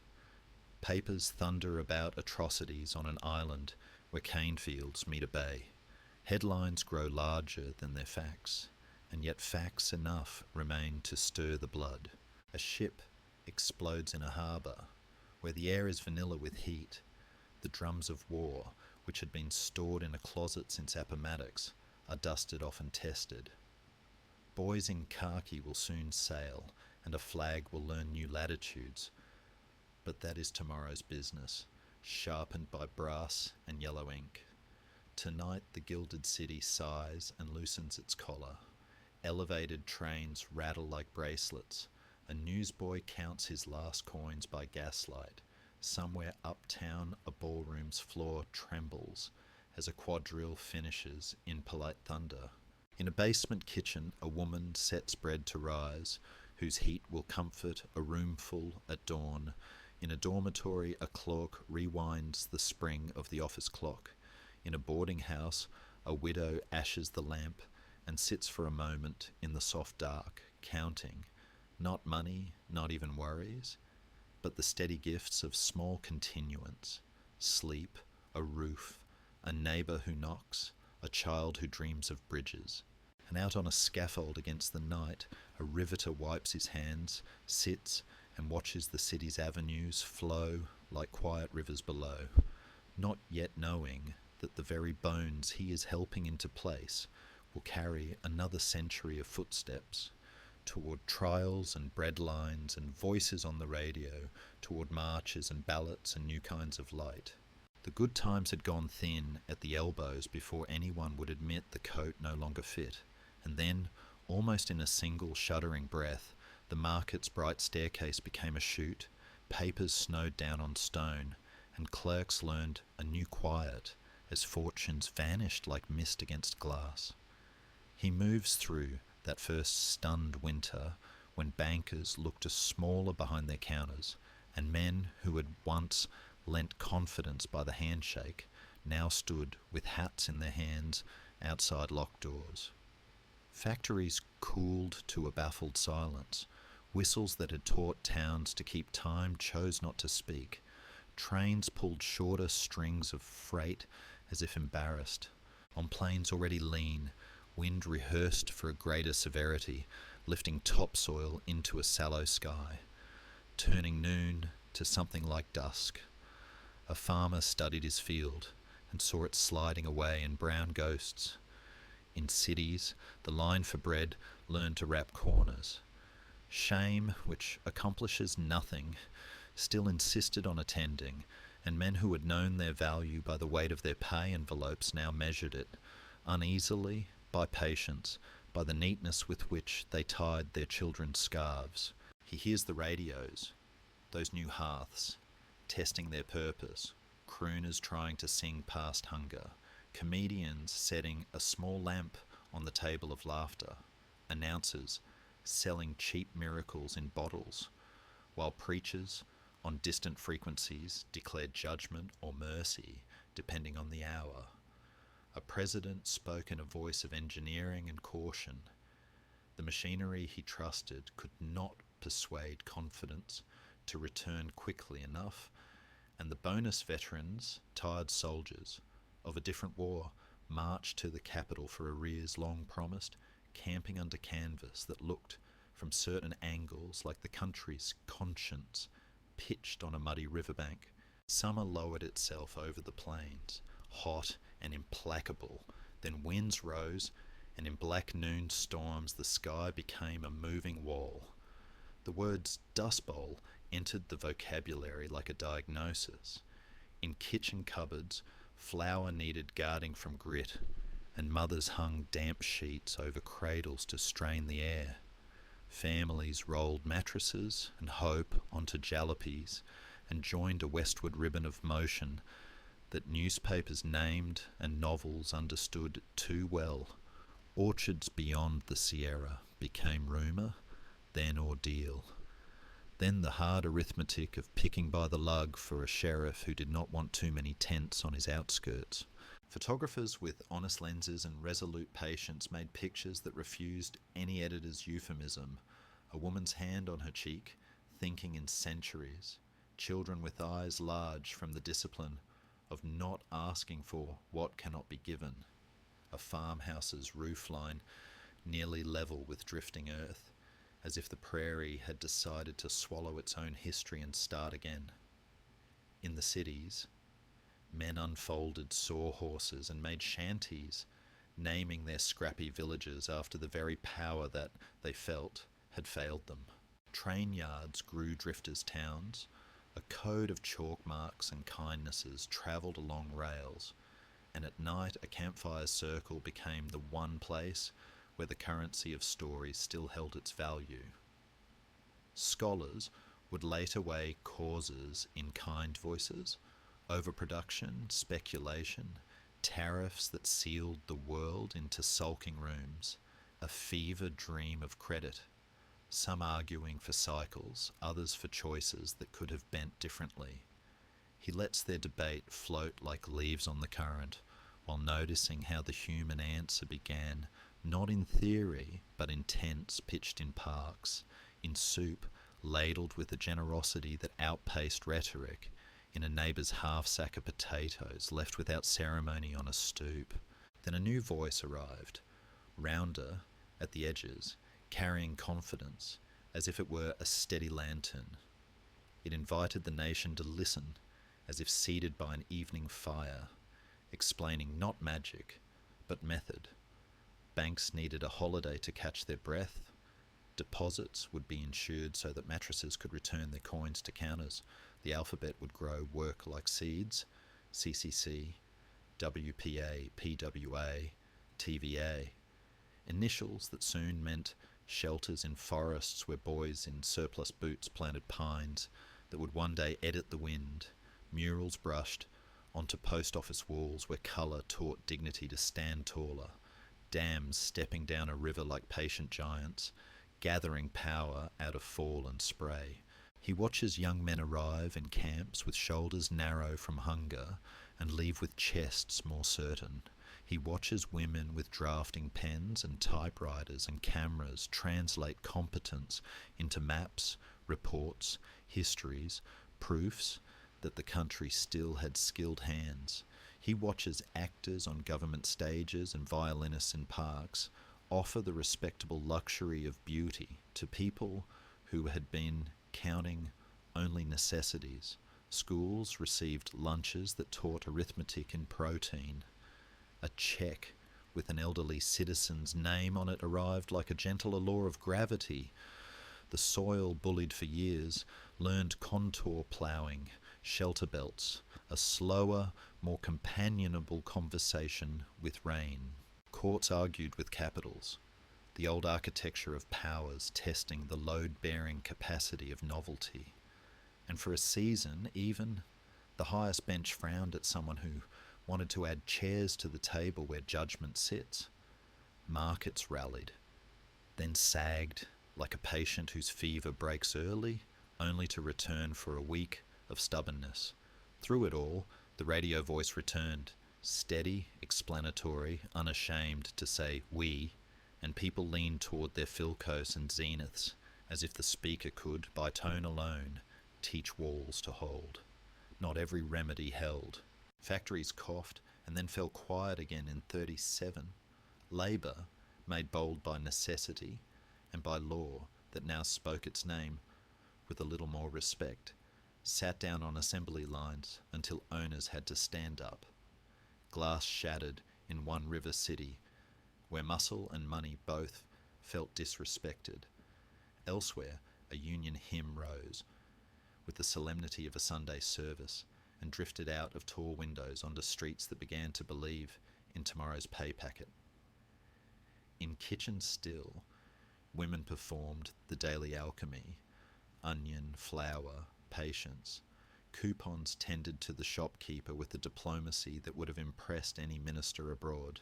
Sewing machines that sang the steady song of salvage. A million small gardens put their knuckles in the dirt and grew beans that tasted like pride. And always the arts worked, quietly, stubbornly, on the marrow. Painters made men with square hands and women with eyes that contained seasons. A trombone laughed in ballrooms where shoes forgot the ledger for 2 hours. A poet catalogued the lives of river towns with such sympathy that the river itself seemed to nod. A writer told of a tireless turtle and of anger in orchards so precisely that readers felt dust in their lungs, and also a strange relief. To be seen with that much exactness is to be steadied. On distant horizons, other storms rehearsed in foreign tongues. A line of tanks in a Spanish valley wrote a dark poem about the century's appetite.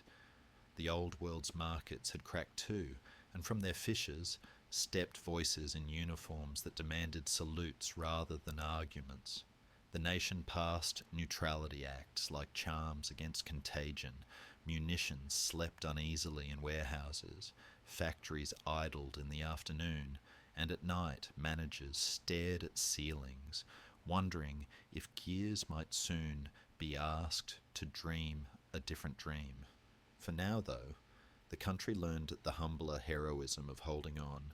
A carpenter mended a neighbour's stair for the price of gratitude. A teacher kept a child after class to help with the sum, and secretly to offer an apple. A sheriff, remembering the child he had been, allowed one more night in a camp before insisting the ordinance be read. On Sundays, sanctuaries remembered their truest work. On weeknights, lodges and unions and sewing circles did theirs. Bread lines shortened, lengthened, then shortened again. A storefront's lights came back on. A woman took down the sign that had offered to wash shirts for pennies and replaced it with one that promised gowns altered, weddings favoured. In the plains, rain spoke a new grammar at last, long, well-punctuated sentences, and the soil, chastened but forgiving, agreed to stay. He stands one evening outside a window, where a family leans as close to the radio as propriety allows, the lamplight golden, the table scarred but clean, a pot giving off a gentle steam. Beyond in the street, a man hums as he walks because he has just heard that the shop will need him again on Monday. The decade does not end with certainty, but with a steadier breath, laws that will be tested but endure, habits of mutual aid that outlive emergency, a memory of lean years braided into the nation's caution and its compassion. And far offshore, on water that remembers all winds, a freighter's distant horn sounds, soft, uninsistent, like a note that will be answered soon, when another kind of marching begins under colder stars. The factories woke before dawn and discovered they had new hearts, pistons tightening their courage, belts learning a sterner hymn, while across an ocean cities burned like pages held too near a candle, and a continent shuddered under boots that made promises in a language of iron. He moves among the morning shifts as whistles summon men and women who, weeks ago, had riveted farm equipment and now fasten the bones of bombers.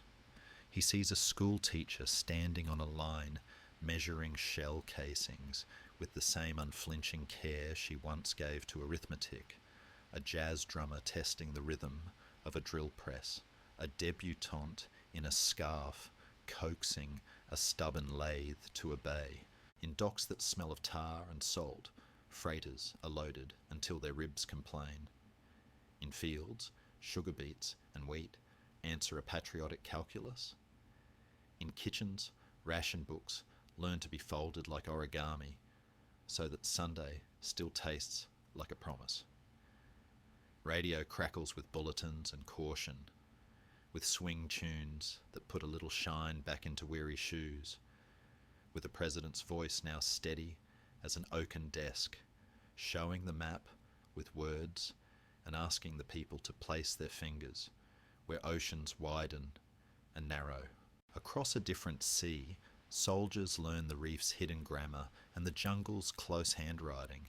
A name like Guadalcanal becomes something more than a syllable, a test wherein fear must be taught to sit quietly. Islands, once just dots to schoolboys, grow teeth. Ships learn how to bleed and still steer. He listens to code talkers speak a lightning no enemy can borrow, old languages reflowering into shields. He watches nurses bending over cots in canvas wards, where the night smells of iodine and rain, hands moving with the calm that keeps breath where it belongs.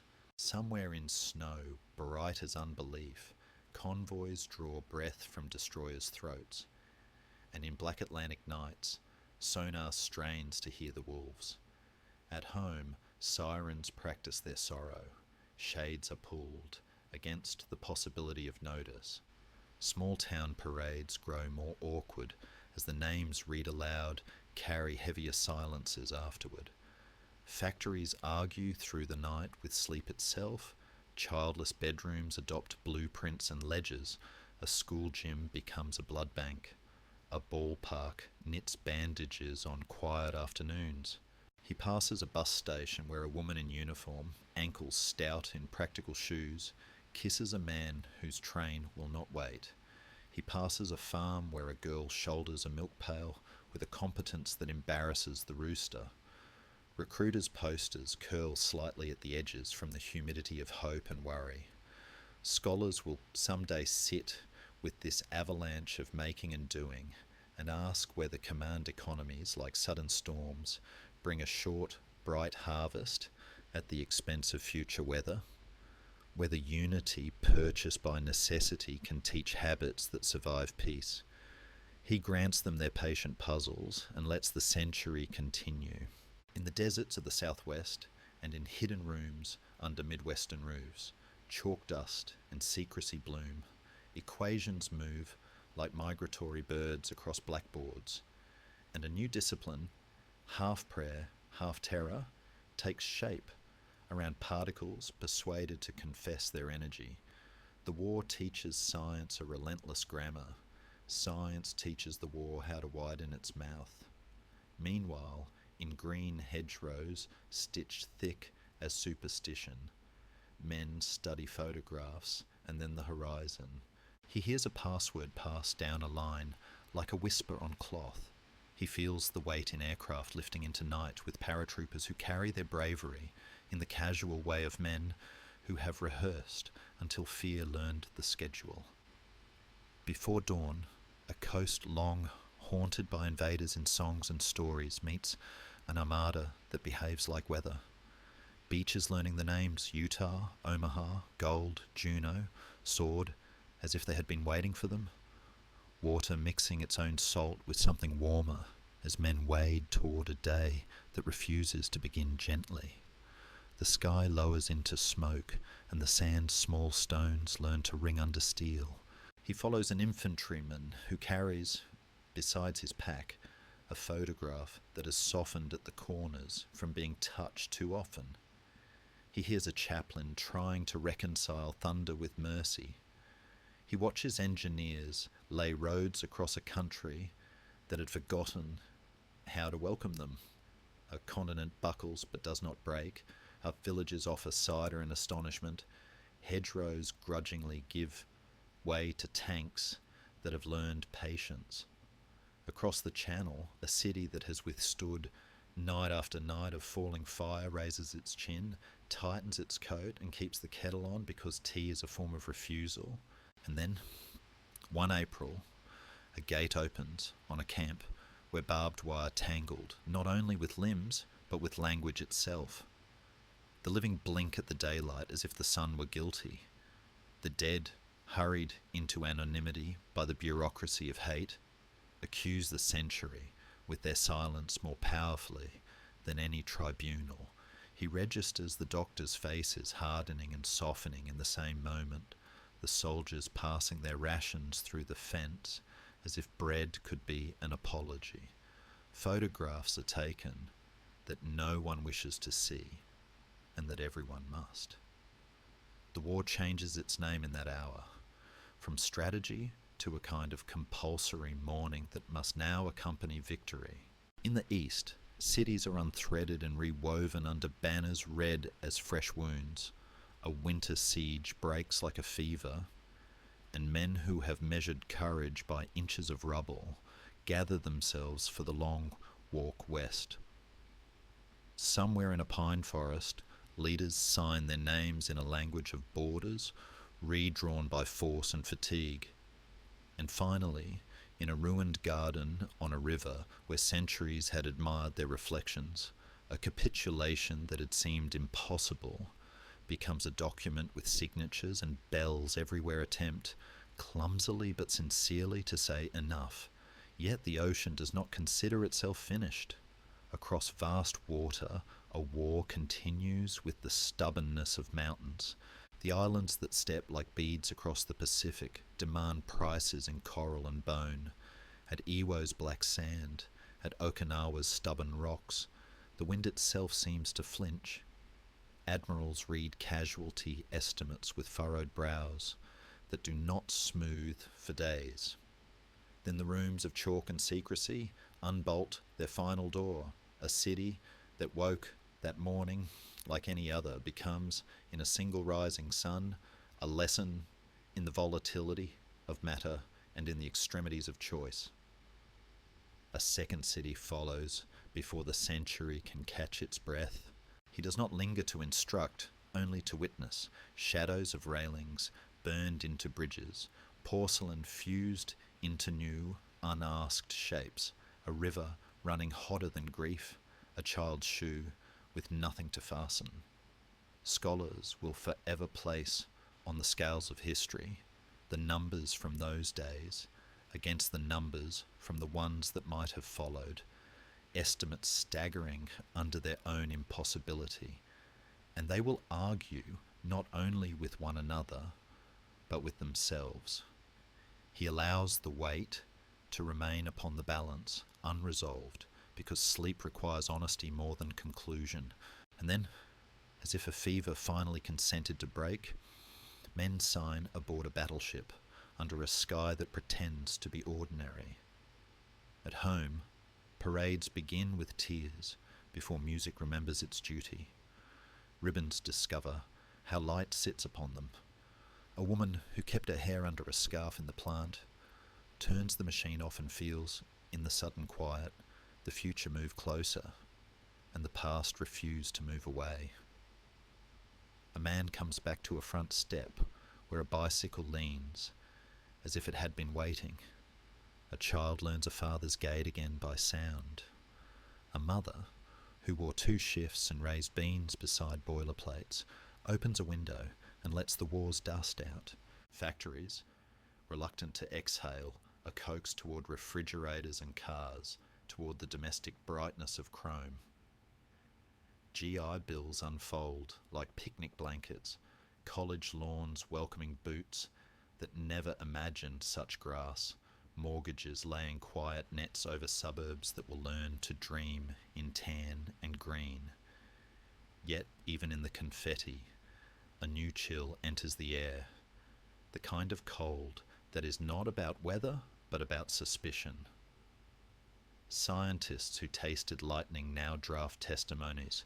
Lawmakers practice fear's grammar beneath patriotic bunting. Allies become rival constellations. On a ridge above a city of ruins being swept and rebuilt, he watches cranes swivel like patient herons and senses antennas beginning to study the horizon for more than weather. The world, having learned to split atoms, must now learn to keep promises with hands steady above a button. Night falls over the victorious, and sleep is edged with a different kind of wakefulness. He stands, finally, at a quiet station where a soldier sets down a duffel and hears, for the first time in years, a train sighing for passengers instead of war. Across the platform, a neon sign hums. Somewhere, a radio drifts from ration talk to baseball. On the far horizon, a new geometry begins. Highways unrolling like pale serpents, suburbs blooming in cul-de-sacs, radar dishes turning like moonflowers, and a curtain, not of velvet, but of doctrine, lowering across maps with a theatrical finality that convinces no one who has seen real walls.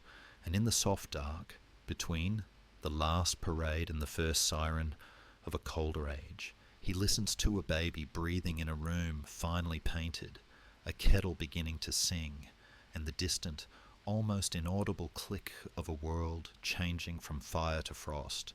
Night changed its texture, not only the kind of dark that invites crickets and porch talk, but a vigilant dusk pricked by antennas and watchfulness, a horizon where news travelled in code and maps learned to hold their breath. He walks the new roads first, because they arrive with a kind of certainty, the interstate dream unspooling across fields and through hills, a pale ribbon taught to ignore the old meander of main streets. Surveyors hum to themselves and pound stakes. Bulldozers translate intention into slope. Overpasses rise like calm gestures over the backs of cities. Families climb into cars that smell of vinyl and optimism, and the country teaches itself a new geography of exits and rest stops, of billboards that promise a happiness shaped like hamburgers, motels with neon palms that sway even when the air is still. The suburbs sprout with fast lawn green confidence, cul-de-sacs curled like commas, where sentences of days will catch their breath, ranch houses lined with picture windows that try to make the sky a guest. He hears sprinkler heads tick, as if pacing a poem, and a mower's steady burr becoming the metronome of Saturday. In one garage, a father shows a son how to gap a spark plug. In another, a mother keeps the family accounts with a pencil whose eraser always leans forward like a runner. In many, a box of tools shares a shelf with Christmas ornaments and a rolled map of a national park, not yet visited but promised. Televisions arrive like domesticated lightning. They blink awake in living rooms as if an extra window had been cut into the world. And now the neighbours, a comedian in a suit, a ball game with a diamond bright as a wish, a newscaster whose hair part seems permanent, drop by every evening. Commercials learn to purr in the language of better. Jingle writers become paladins of want. A child cross-legged on braided rug believes that a new cereal will make mornings friendlier. Some scholars will later argue that the screen taught a kind of uniform tempo to a vast and varied land, which is both blessing and risk. He lets the claim drift and watches instead the ritual, a finger on the dial, a hush at the top of the hour, as families begin to braid their days around a glowing square. Not all squares glow gently. In hearing rooms, smelling of cigarette paper and microphones, questions are asked with the insistence of a dripping faucet, names demanded, loyalties weighed with scales that measure fear more precisely than truth. Careers fold like paper boats. Actors rehearse regret. Teachers learn to be careful with the weather of their words. A senator's finger, sharp as a metronome, keeps time with the country's pulse until a council's quiet question, "Have you know?" teaches a different rhythm. Meanwhile, distant peninsulas and rivers acquire American suns. Snow settles on helmets in a war that refuses to end decisively. Later, jungles breathe heavily around men who write home about leeches and the smell of rain on canvas. The maps have grown veils. The reasons wear layers. The letters press wildflowers flat between paragraphs that will be read until they fall apart, and still incompleteness will haunt the sense of purpose. In Berlin, planes lift and lower like a patient's chest, feeding a city that has been cut in half by an argument turned to architecture. Sacks of flour become symbols. Children count the candy parachutes as if hope itself came wrapped in cellophane. New acronyms thicken the air: NATO, NORAD, ICBM, each one a kind of nervous star chart. In schoolrooms, small film strips teach a choreography no one wishes to perform. Duck, cover, wait for a brightness you must not look at. Hands over nape, and numbers kept on a clipboard in case names should need counting more than calling. Basements are revised into shelters. Tins of crackers sit in municipal closets. Sirens take practice laps around noon. Yet, in the very same season, joy insists on a backbeat. A guitar trembles in the hands of a boy who has watched too many freight trains to remain entirely obedient. A drum kit makes a bargain with impatience. Hips learn a rebellion taught not by doctrine but by rhythm. Diners shake salt and sugar to an upstart beat. Hair, pomades, find the courage to shine. On other evenings, a quartet in narrow ties leans toward their mics and makes harmonies so clean that a nation momentarily forgives itself for all the noise. A bus in the south finds its seatings reordered by a woman whose quiet note turns the aisle into a hinge, but that is the next chapter's fuller story. Here, he notes only how the television carries, increasingly not only laughter but witnesses. Sit-ins so calm that even the camera blushes at the officer's anger, a university doorway refusing to let fear be the doorman. The slow, high courage of people, waiting on courthouse steps for arithmetic to become justice. Out beyond the cul-de-sacs and ball fields, a new theatre opens in silence. A silver sphere rises from a step and begins to tick across the night, and he hears backyard conversations pause mid-sentence as faces lift. Sputnik, someone says, tasting the consonants. Radios listen to its heartbeat. Diagrams bloom in newspapers. Classrooms sharpen their pencils, as if that alone could narrow the gap to the sky. Rockets learn the grammar of staging. Capsules are given names proud as ships, chimps, and then men practice weightlessness, their gestures turning slow and slightly comic, as if time itself had grown syrupy. A nation that had thought of space as decorative now feels a door somewhere high above the tree line creak open. He watches a launch where the morning is held down by clamps until it isn't, where fire peels itself away from earth, and the sky, surprised but accommodating, makes room in orbit.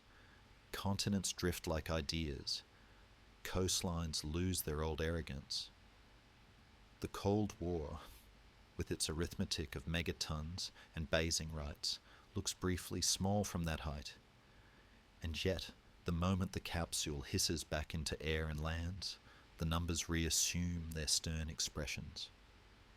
In Florida, a new coast learns to speak countdown. In Houston, a room full of consoles becomes a church of engineers. Families drive for hours to sit on fenders and watch vapor write its pale cursive. Afterwards, they eat sandwiches that taste faintly of aluminum and wonder aloud what flags look like from the moon. At home, refrigerators grow bigger, cars longer, washing machines more declarative. Credit cards teach wallets a new grammar. Magazines smile with suburban ease. A loaf of bread in the crook of an arm. A den with knotty pine. A collie whose name is so honest it could be in the Constitution. Yet the promises are unevenly distributed. Red lines, bureaucratic, quiet, lethal, are drawn through neighbourhoods. Loans glide to one side of a street and not the other. The lawn green hope of the era bypasses porches where veterans sit with newspapers that explain the benefit but not the exception. Over dinner, arguments try on good manners but cannot disguise their heat. Churches preach about family and find, to their surprise, that the young have begun to read poets who keep company with storm and sea. Behind tidy hedges, pills teach a private revolution. In campuses, words like existential and decolonization mingle over coffee that tastes stronger than the last generation expected. Scholars still debate these years. Were they an idyll of stability rudely interrupted, or a quiet pressure cooker whose lid merely rattled until the steam found seams? And he allows both lines to hum because both carry a tune that memory recognizes. Somewhere, a president draws missiles on a map with a felt tip and then decides to lean back from the abyss. Ships in blue water measure distance in minutes rather than miles. For 13 days, the Republic learns to hold its breath with the discipline that even monastics might envy. When the crisis thaws, relief lies down on couches everywhere, like a guest who hasn't called first, while a generation's nerves, newly educated, memorize the look of the edge. Night in the suburbs returns to its usual business, porchlight moths writing unreadable poems, sprinklers counting time, teenagers idling under an indifferent moon in Chevrolets that have learned the shape of yearning. Yet, above those roofs, a satellite winks, unblinking, like a metronome set for the century's next movements. He lingers with a family on a Sunday drive, the radio soft, the road long, the sky the kind of blue that makes belief easy. A father narrates the landscape, silos, rivers, a stadium rising, while the mother charts the week. A child in the back seat watches telephone lines dip and rise as if bowing to the song. They pass under a new green sign pointing toward a city they will not visit, and for a moment he feels the whole country as one long sentence, clauses linked by bridges and small towns, commas of traffic lights, paragraphs of prairie and forest, and the period not yet written, hovering somewhere beyond a cape where a rocket waits, wide as a thought that trembles before it is spoken. It began, as so many quiet revolutions do, with feet learning to speak, souls finding the grammar of gravel, knees remembering the music of bending, bodies rehearsing how to move forward while refusing to strike back. He stands at the edge of a southern street where heat hangs like a curtain and hymn lines drift from a church basement, slow and braided, strengthening spines as surely as food. Inside, a map is chalked on a blackboard, bus routes, lunch counters, courthouse steps, and a timetable that looks more like liturgy than logistics. Gather, pray, walk. The first mornings surprise everyone by their steadiness. Buses pass empty of those expected to fill them. Shoes lean into miles that begin to add up, a city's circulation altered by intention. When a seamstress with a quiet gaze keeps her seat and an entire community keeps its promise, the calendar begins to open like a patient book, each page a lesson in how dignity can wait longer than money thinks it can. He hears carpools hiss in the dawn. He sees a mechanic under a borrowed Pontiac, tightening bolts for freedom. He watches children practicing sir and ma'am as armour against rudeness. Judges sign orders. The Supreme Court syllables land like measured rain, and a custom that had called itself natural discovers it is only habit after all. Elsewhere, counters gleam with the impersonal shine of chrome and coffee. Stools stand as if bored. Students enter wearing their best shirts, and their grandmother's courage sit and make stillness do the loudest work in the room.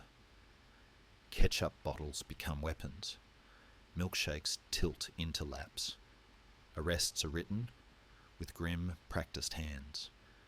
Yet the photographs keep their own counsel, calm faces under tilted insults, and the nation, eating dinner by the blue light of a new TV, finds fork and conscience briefly confused. On back roads, buses painted with hope, pickup riders who know the names of jails in 3 states and can hum along to each cell's particular echo. Freedom rides draw lines across maps like delicate stitches. Each station master, each deputy, each waiting crowd becomes another square in a quilt that will either warm or smother. Tires are cut, windows are shattered. A waiting room learns the crackle of fire. Still, doors open again. The bus moves, someone keeps singing. And fear, surprised to find itself outnumbered by a melody, loses a step. In Birmingham, a city school of violence tries to teach children a rough alphabet. Dogs, hoses, batons. The students arrive with a different curriculum, verses and a practiced looseness in the knees for when water comes. He hears the collars click open. He watches water write its temporary graffiti on summer air.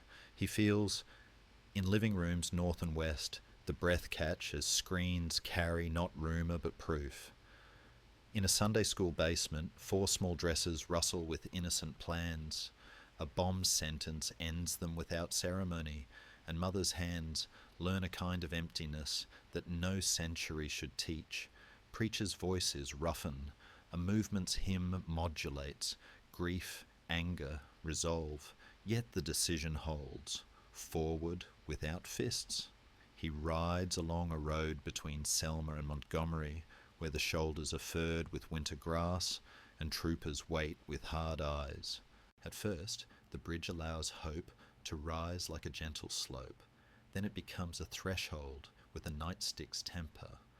Bodies fold, straighten, raise hands against the sky as if surrender could persuade cruelty of its own reflection.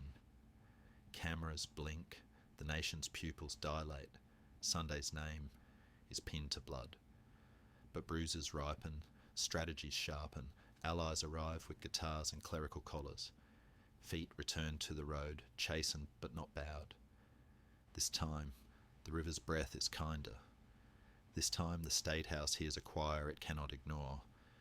This time, the pen in Washington scratches the long name of a law that says ballots shall not be kept behind gates, fashioned of tricks and fees. He pauses as the ink dries. Civil rights, voting rights, and listens for the difference between statute and habit. The former is a door unlocked. The latter is the creak of hinges that have not been oiled. The neighbour who still watches from a curtained window. The clerk who suddenly cannot find the proper stamp. Change, he notes, loves a headline but prefers, in truth, to live in Tuesdays. In whether a registrar looks up with ordinary kindness. In whether a sheriff's eyebrows learn to rest. In whether a loan officer discovers the pleasure of saying approved. Through it all, pulpits and porches share the work. One man, spare and luminous, carries a dream using vowels that make even cynics stand up straighter. His marches are metronomes that teach a country to find its beat. Another man, sharp as flint, insists that dignity need not ask permission, and that history's patience must not become an alibi. In kitchen arguments and union halls, on campus quadrangles and at barbershops humming with clippers, the debate finds 1,000 rooms, ballot or bullet, integration or separation, courts or corners, and the answers, mercifully or maddeningly, refuse to collapse into a single syllable. Scholars will later lay these voices side by side like two rivers and argue which carried more silt, more fish, more flood. He lets both keep their currents and watches how, even in disagreement, the shoreline widened. Northward, de facto learns to remove its gloves and the handshake is still cold. Red lines written in ink as pale as milk keep houses apart as efficiently as fences ever did. A boy in a good suit is accused by a convenience store's fluorescent lights of a crime unnamed. Being there, summers grow hot with kindling left over from winters of refusal. A city learns to burn in several neighbourhoods at once. Anger luminous, police radios frantic, mothers calling their children home with a fear that knows every alley. Commissions will later measure causes with rulers of jobs, schools, closets full of history, and find that the gap is older than anyone in the photographs. Amid the heat, garbage strikes announce they are about more than garbage. A sanitation worker carries a sign whose 4 words, "I am a man," weigh more than any slogan should have to. On a balcony in Memphis, April Air tries to stay gentle but cannot. A shot interrupts a sentence that had been rehearsed in pulpits, prisons, and parades. The country staggers. A city burns. In a church, a sermon is preached, with the beloved voice missing, and the cadence kept by a world that has no choice but to finish the paragraph. He does not skip the other griefs. A man in a kitchen in Los Angeles, another in a hotel in Los Angeles, a brother on a kitchen floor in a hotel in a summer of too many sirens, a candidate in a pantry with hope still bright in his jacket pocket, an Olympic podium where heads bow and fists rise, because sometimes the anthem needs annotation, and yet just as despair practices its lines, victories, solid, workmanlike, quietly seat themselves. Juries that once knew only one verdict begin to hesitate. Corporations discover that lunch counters and corner offices can be less anxious when colour is not a qualification. Schools learn to bus children toward one another, and then slowly to build neighbourhoods where buses are a choice rather than a fix. Church doors open wider. Interfaith tables gain new chairs. A black woman's laugh fills prime time. Athletes sign contracts that read like apologies to their grandfathers. A poet steps to a microphone on an inaugural morning and stitches weather to hope with a needle of cadence.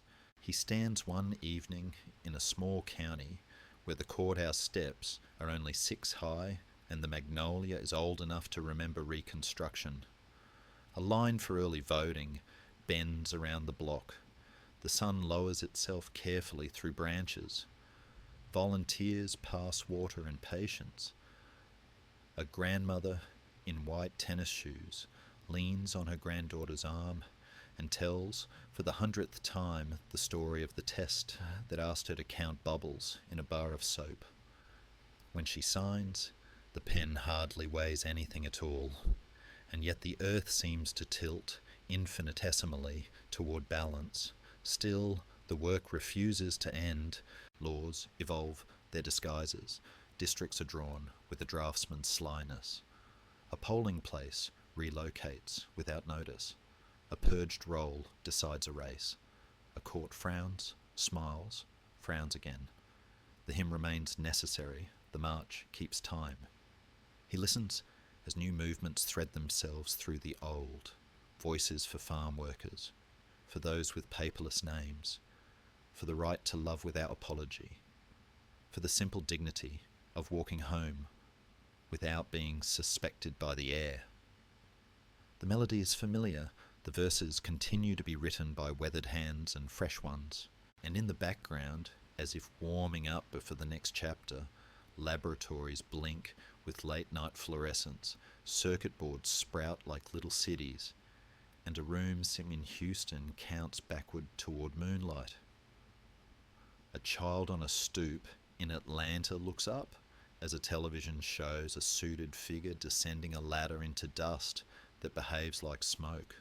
The child hears one small step and thinks of all the long roads that made it possible, of bridges crossed on foot, of ballots dropped like small stones into a deep well that echoes. At night is wide enough, perhaps, for both him and engine, for footsteps toward the ballot and circuits humming softly under a clean lunar sky, and somewhere in the desert, where radio dishes listen, like pale flowers, the future clears its throat and prepares to speak.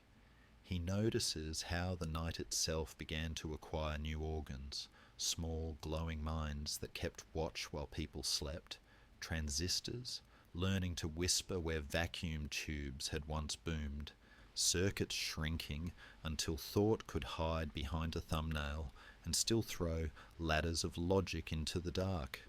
In rooms that smelled of solar and coffee, engineers taught sand to remember. Silicon, modest and pale, took vows in clean rooms where hairnets and gloves looked like an order's habit. Masks laid patterns finer than a hare's vanity across wafers, and within those patterns, electrons rehearsed the shortest routes between questions and answers. Radios lost their warm, bellied glow and became sly, pocketable companions. Calculators arrived with the mischief of making long division merely a mood. Then came terminals that blinked like patient eyes in libraries and labs, asking for commands in a language that felt, at first, like polite barking. Somewhere in a ranch house that smelled faintly of new carpet and spaghetti, a boy and a girl assembled a kit computer at the dining table, screws rolling like small meteorites, a manual propped beside the salt. The screen hiccuped to life, the cursor pulsed like a cat's slow blink, and suddenly, in that hum, the living room gained a hatch into elsewhere.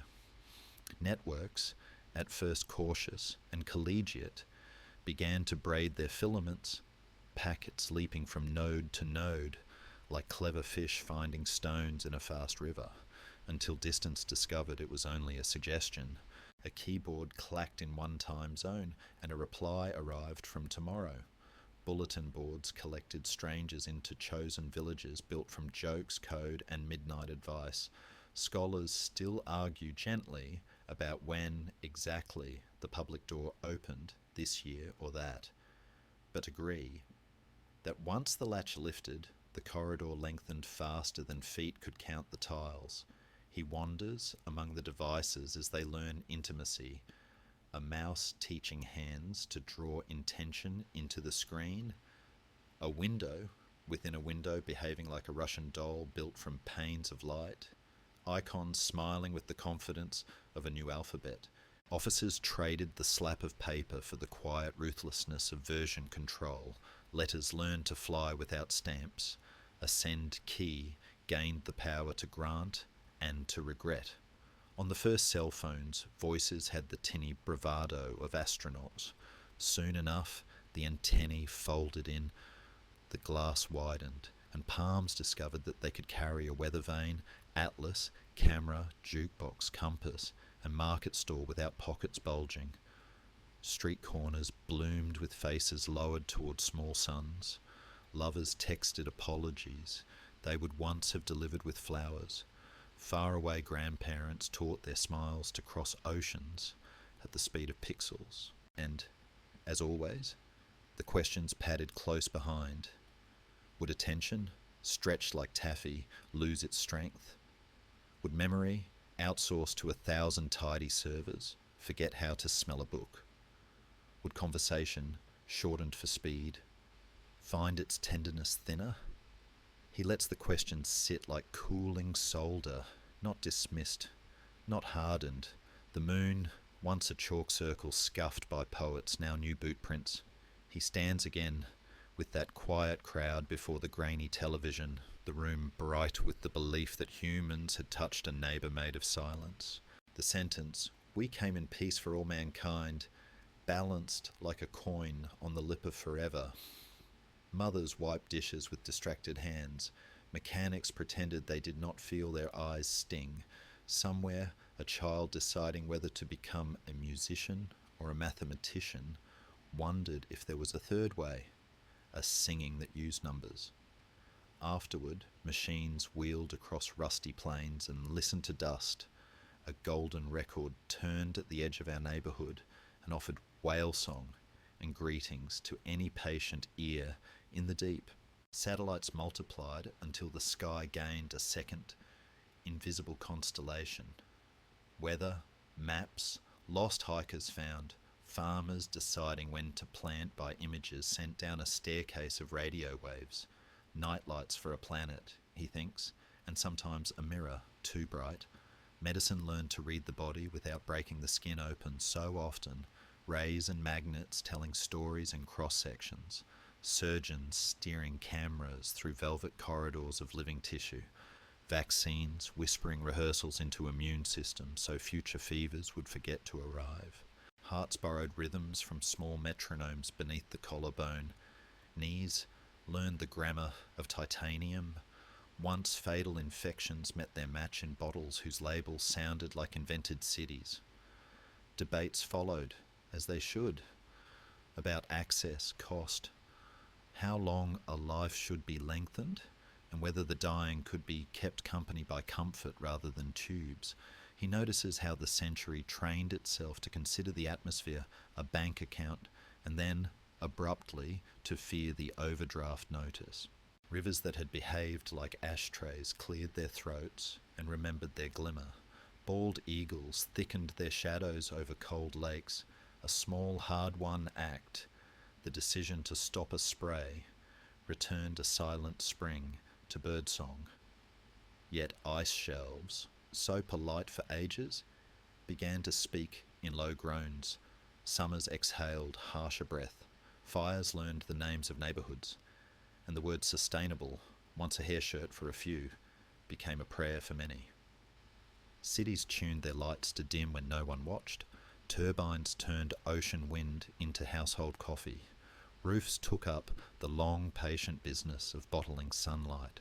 He sees arguments, honest as weather, jobs and justice, science and story, braiding into policy that sometimes stumbled, but, like a child learning to skate, kept trying to stay upright because falling had begun to feel expensive to the bones. Even the ways of making changed their hum. Robots learned the courtesy of stopping when a human stepped close. Factories put on safety vests, as it were, and practiced flexibility. Printers learned to extrude dreams in plastic and metal, giving prosthetic hands to children colourful enough to laugh about.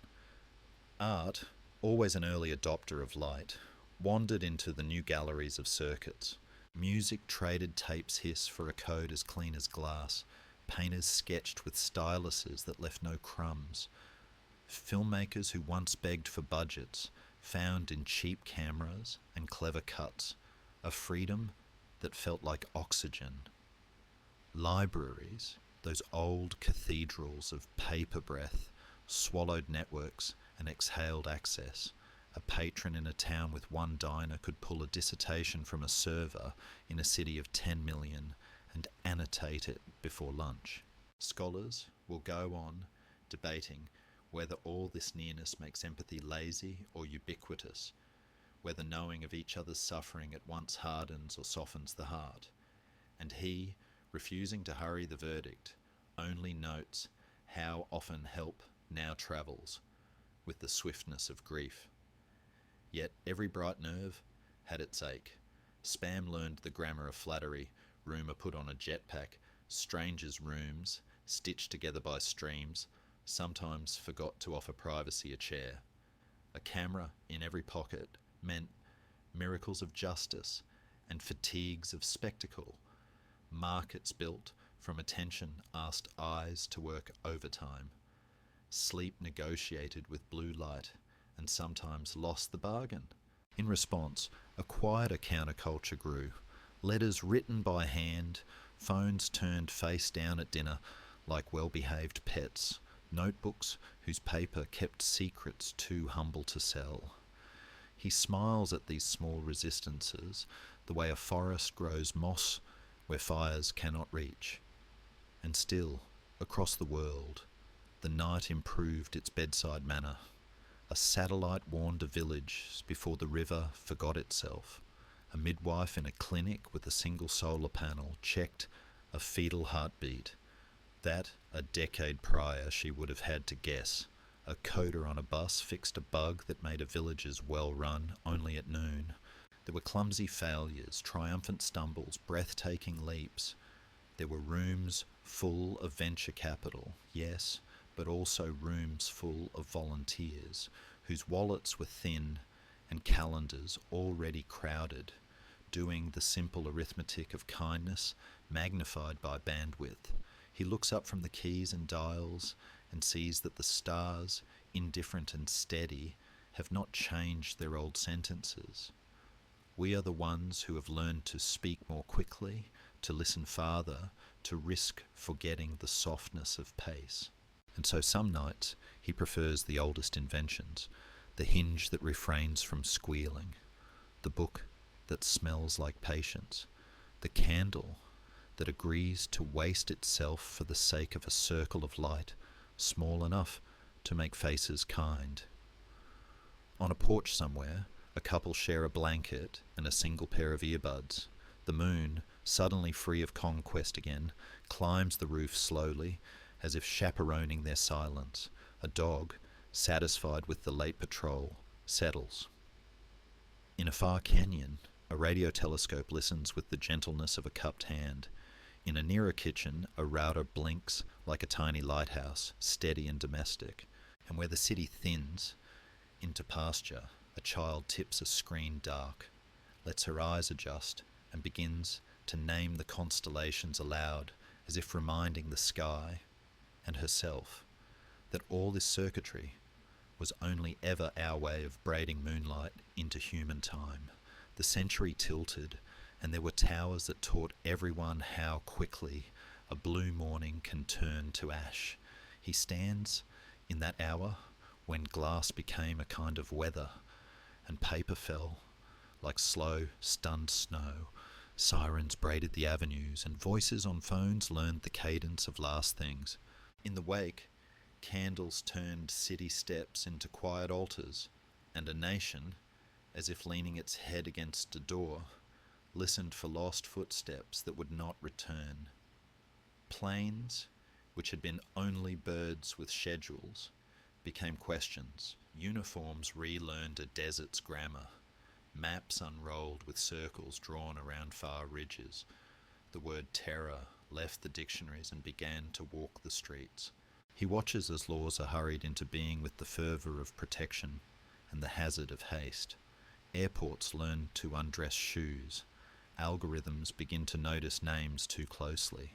A basin on an island becomes a noun that tastes of argument. Wars pace the long corridors of years, first in Resolve's bright boots, later in shoes scuffed by ambiguity. Meanwhile, the world tightens like a net. Wires under oceans teach money to travel lighter than wind. Supply chains hum an invisible lullaby of time zones, and cargo ships, stacked like tidy cities, slide over horizons with the groceries of progress. He notes how closeness carries its own drafts. Jobs drift, factories learn foreign dawns. A shirt stitched an ocean away meets a cashier who cannot afford it. Somewhere a farmer's price falls because a distant harvest was good. Screens, once domestic pets, grow into windows that do not always close. A handful of websites, dorm-born, garage-polished, discover they can seat 1 billion in one long room. News learns to hurry until it forgets to breathe. Friendships slip their shoes off at the threshold of a platform and leave prints of emojis on the rug. Joy travels quickly. Weddings posted before the cake is cut. A soldier's return played again and again so strangers can practice relief. But fear travels too, and rumour borrows the wings of astonishment. He hears arguments about privacy in rooms where microphones look like vases, about speech in rooms where the carpet remembers its share of shouting, about what it means to be informed when the river has no banks. Then, with a crack in a market no one actually dropped, the Great Recession arrives like sleepwalking off a step you did not know was missing. Homes, those stubborn metaphors of safety, learn the taste of foreclosure notices. Cardboard boxes lean against banisters. A father wraps a mug in newspaper with a care that makes his hands seem older. On trading floors, suits look suddenly like costumes. The names of financial instruments bloom and wilt on tongues that had used them like charms. Government, after a stunned pause, shovels sand under the wheels. Some engines catch, others sputter. A word from the 1930s, stimulus, finds its way onto headlines with the hopeful dust still on it. He sees tents sprout in parks where new prophets with laptops and coffee argue about the arithmetic of fairness.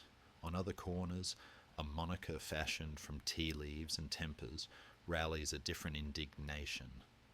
Beneath the placards, some witty, some weary, he notices the same old questions in new fonts. Who gets to keep what? Who decides? Who gets left in the draft of other people's speed? Yet the decade is not only austerity and graphs. In courtrooms warmed by careful sentences, the grammar of marriage changes. 2 men, 2 women stand in honest clothes and say words that had waited a long time for their chance at daylight. When the gavel's wooden syllable falls, rooms full of strangers exhale as if something delicate had been set down without breaking. Elsewhere, a reckoning rehearsed in corners steps onto the main stage, stories of hands that would not lift when asked, of rooms where yes was not believed, of careers taxed by predators disguised as patrons. The hashtag, a fence of tiny rails, turns out to carry voices farther than anyone guessed. The chorus, at first a murmur, swells, and power begins to study its reflection with less vanity and more caution. Another movement, older than hashtags, threads grief into organisation. Phones, those pocket lighthouses, capture knees on necks, shots in stairwells, the impatient cruelty of a stop that should have been routine. Marches fold names into chants until streets take up the tune. A country argues, sometimes with tenderness, sometimes with smoke, about what justice looks like at midnight. Opioids, white and cunning, teach a new kind of sorrow to quiet counties. Doctors, remorseful or cornered, learn to count pills differently. Neon crosses glow over treatment centres where counsellors offer permission to survive. Hurricanes rehearse their anger over warmer water. Fires comb mountains with red teeth. Towns breathe smoke and learn the texture of masks years before everyone else must. Then, one winter, a different mask becomes a universal courtesy and a contested emblem. A new virus arrives as a rumour, grows teeth, and walks through doors without knocking. Streets learn to empty. Skylines discover a hush they have not known since horse bells. Nurses tie their hopes behind their ears and work until even the word gratitude seems insufficient and threadbare. Windows sprout hearts and rainbows. Sourdough remembers old chemistry. Grandparents press palms to glass. Teachers discover how to alphabetize pixels. Funerals accomplish what they can over wires. Vaccines bottled lightning learned in months what once took years, move through syringes into arms under gymnasium rafters where banners promise championships of a different kind.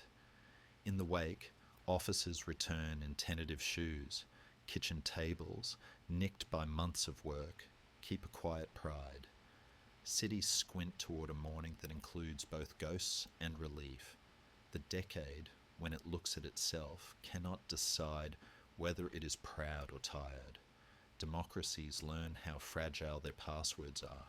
Bots, mischief made scalable, whisper from foreign rooms and from domestic basements. Maps, once straightforward, begin to squirm under the pen. Confidence, hard won and easily bruised, becomes a currency that suffers inflation. On a winter lawn, flags, some celebratory, some accusatory, snap like disagreements made cloth. In marble halls, ceremonies that once felt procedural acquire the electricity of cliff edges. In county offices, noble boredom fights to hold its ground and keep the machinery honest. He watches judges carry the Constitution as a measuring tape, watches clerks lean over vote totals with the concentration of monks, watches volunteers bring folding chairs to serve as democracy's spare parts. Technology, having promised nearness, reveals its receipts. A thumbprint opens a bank account and a door to a life. The same thumb, careless, leaves a story behind it that markets will repurpose. A photograph that should have belonged to a moment now belongs to an algorithm's appetite. Children learn to swim in feeds before they have learned to check a riptide. Parents relearn patience in group texts at 2 a.m. Elders discover that telemedicine can be both miracle and mime. Somewhere a camera on a streetlight blinks, and the city says it only wants to keep the peace. Somewhere a drone writes a vui upon a distant sky, and someone below hears in its hum either salvation or trespass. And yet, under the helmet of worry, kindness keeps its less marketable pace. Strangers deliver groceries to stoops where names are written in marker. Neighbours shovel each other's steps as if clearing the century's throat. A teacher buys extra crayons because a child always arrives without. A coder donates a weekend to patch a non-profit software so that rent relief arrives on time. A pastor turns a parking lot into a clinic. A librarian learns to print legal forms for those whose days depend upon a signature. The Republic, which sometimes speaks too loudly about itself, also whispers in these rooms, and the whisper counts. He pauses on a ridge above a city that flickers like a murmuration of small stars. Data centers pulsing, phone screens yawning awake, ambulances testing their sirens at shift change, stadiums emptying, kitchens closing, porch lights declaring their unsung courage. In this half-lit hour he hears both hymns and alarms, the promise that closeness can be mercy, the fear that closeness can be a tool. He does not adjudicate, he only lays a hand on the railing and feels the vibration of a people thinking out loud together, not always well, not always gently, but persistently. Somewhere a child asks a device a question that once would have sent him to a shelf. Somewhere a poet refuses the device and asks the night instead. Somewhere a nurse zips a bag and then stands in a stairwell, breathing, while the vending machine hums a tune not meant for sorrow. Somewhere, two men in a courthouse exchange rings and teach their families a new pronoun, ours, that includes more than it used to. And on a coastline where the tide keeps its old schedule, a new turbine turns, a gull tilts, a fisherman checks his nets against the template of a warmer season, and a line of students at dawn waits outside a polling place that smells of disinfectant and coffee, their hands in their sleeves, their chins tucked, their eyes surprisingly bright. Night folds itself along the spine of the hills.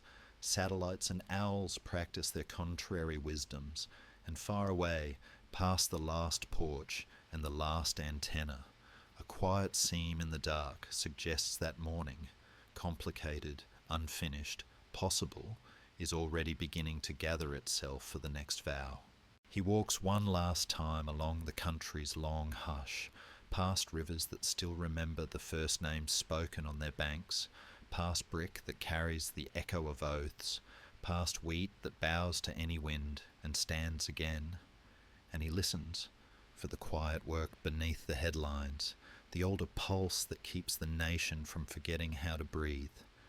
It is the pulse of ordinary rooms, a ledger balanced by lamplight after a day in which very little cooperated, a teacher's chalk-soft hand on a shoulder that needed steadier weather, a nurse at the end of a night shift counting, not miracles exactly, but the number of people who were not alone.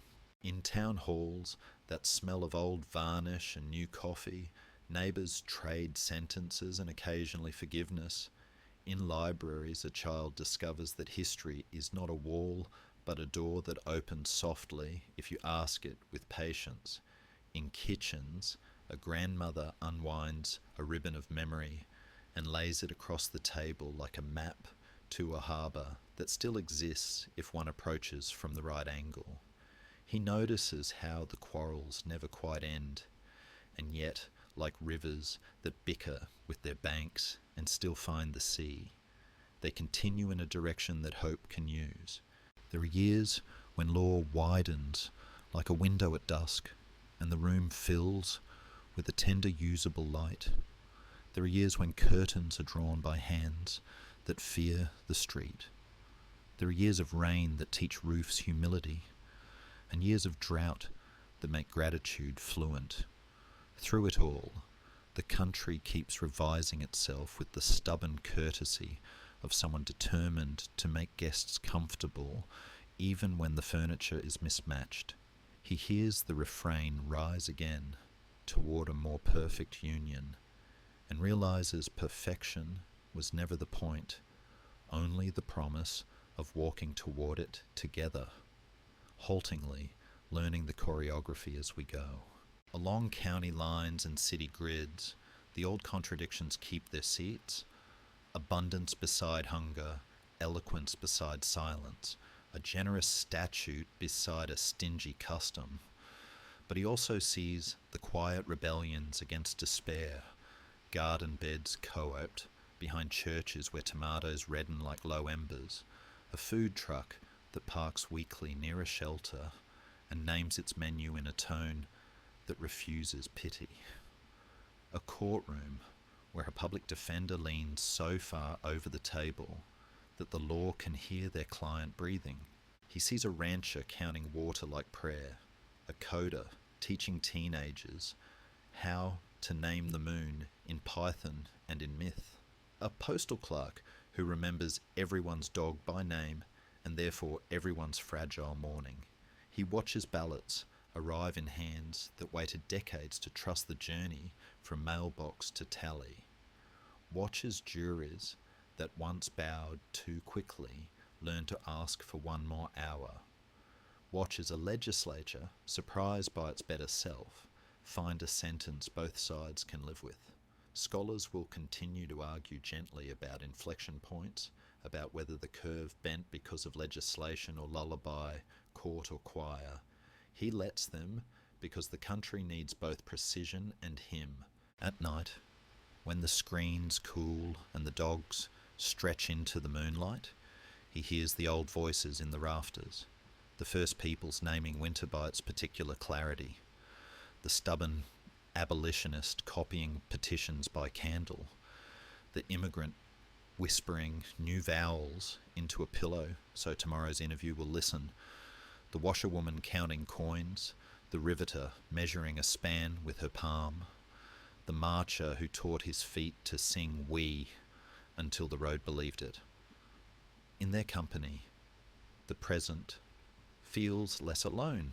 He returns to the motifs that have followed him like patient hounds, stars that do not choose sides, only directions, rivers that forgive our bridges and carry our mirrors, fields that astonish themselves each spring by believing in seed again. Even the cities, tough, articulate, occasionally unkind, have learned to soften at the edges when snow makes every rooftop a small equal chapel. He stands on a hill above one such city and feels the electricity of a million negotiations, stoplights deciding mercy, crosswalks voting for pause, apartments trading lullabies through thin walls, arguments choosing decency at the last possible second. Under it all, the bedrock keeps its old quiet, remembering glaciers that came and went without a single headline.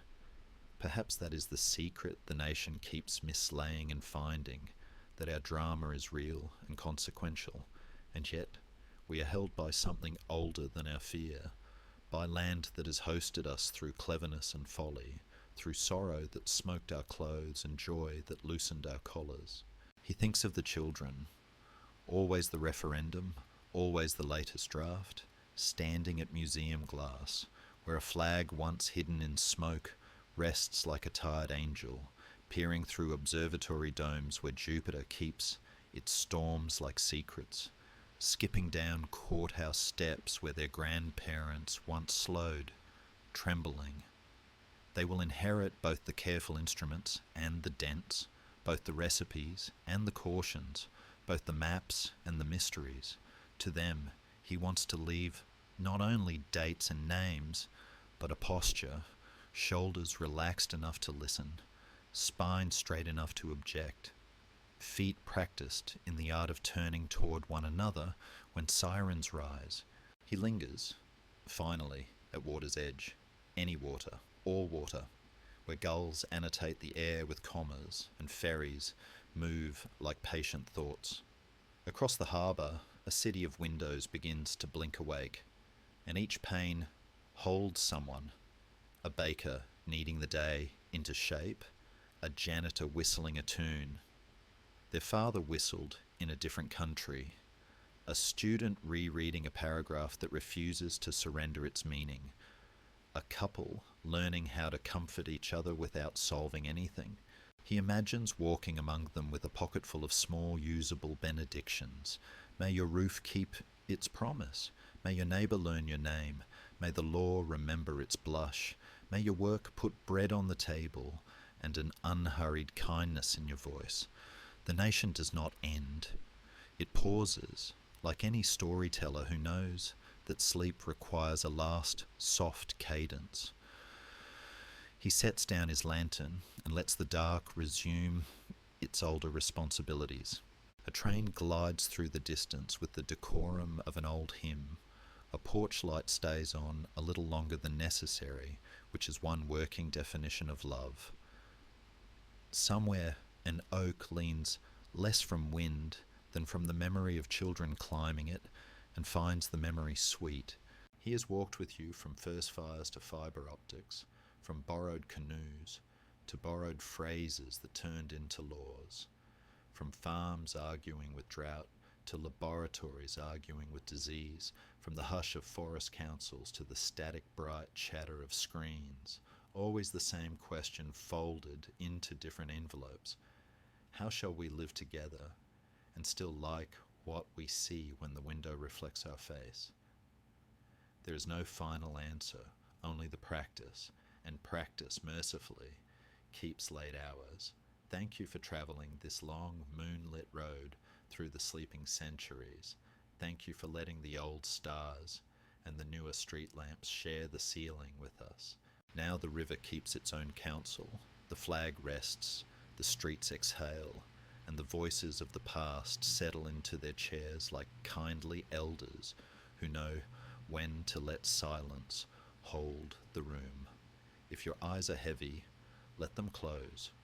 Perhaps in tonight's dream, someone from another century will sit beside you on a quiet bench, and you will find, without surprise, that you already know each other's names.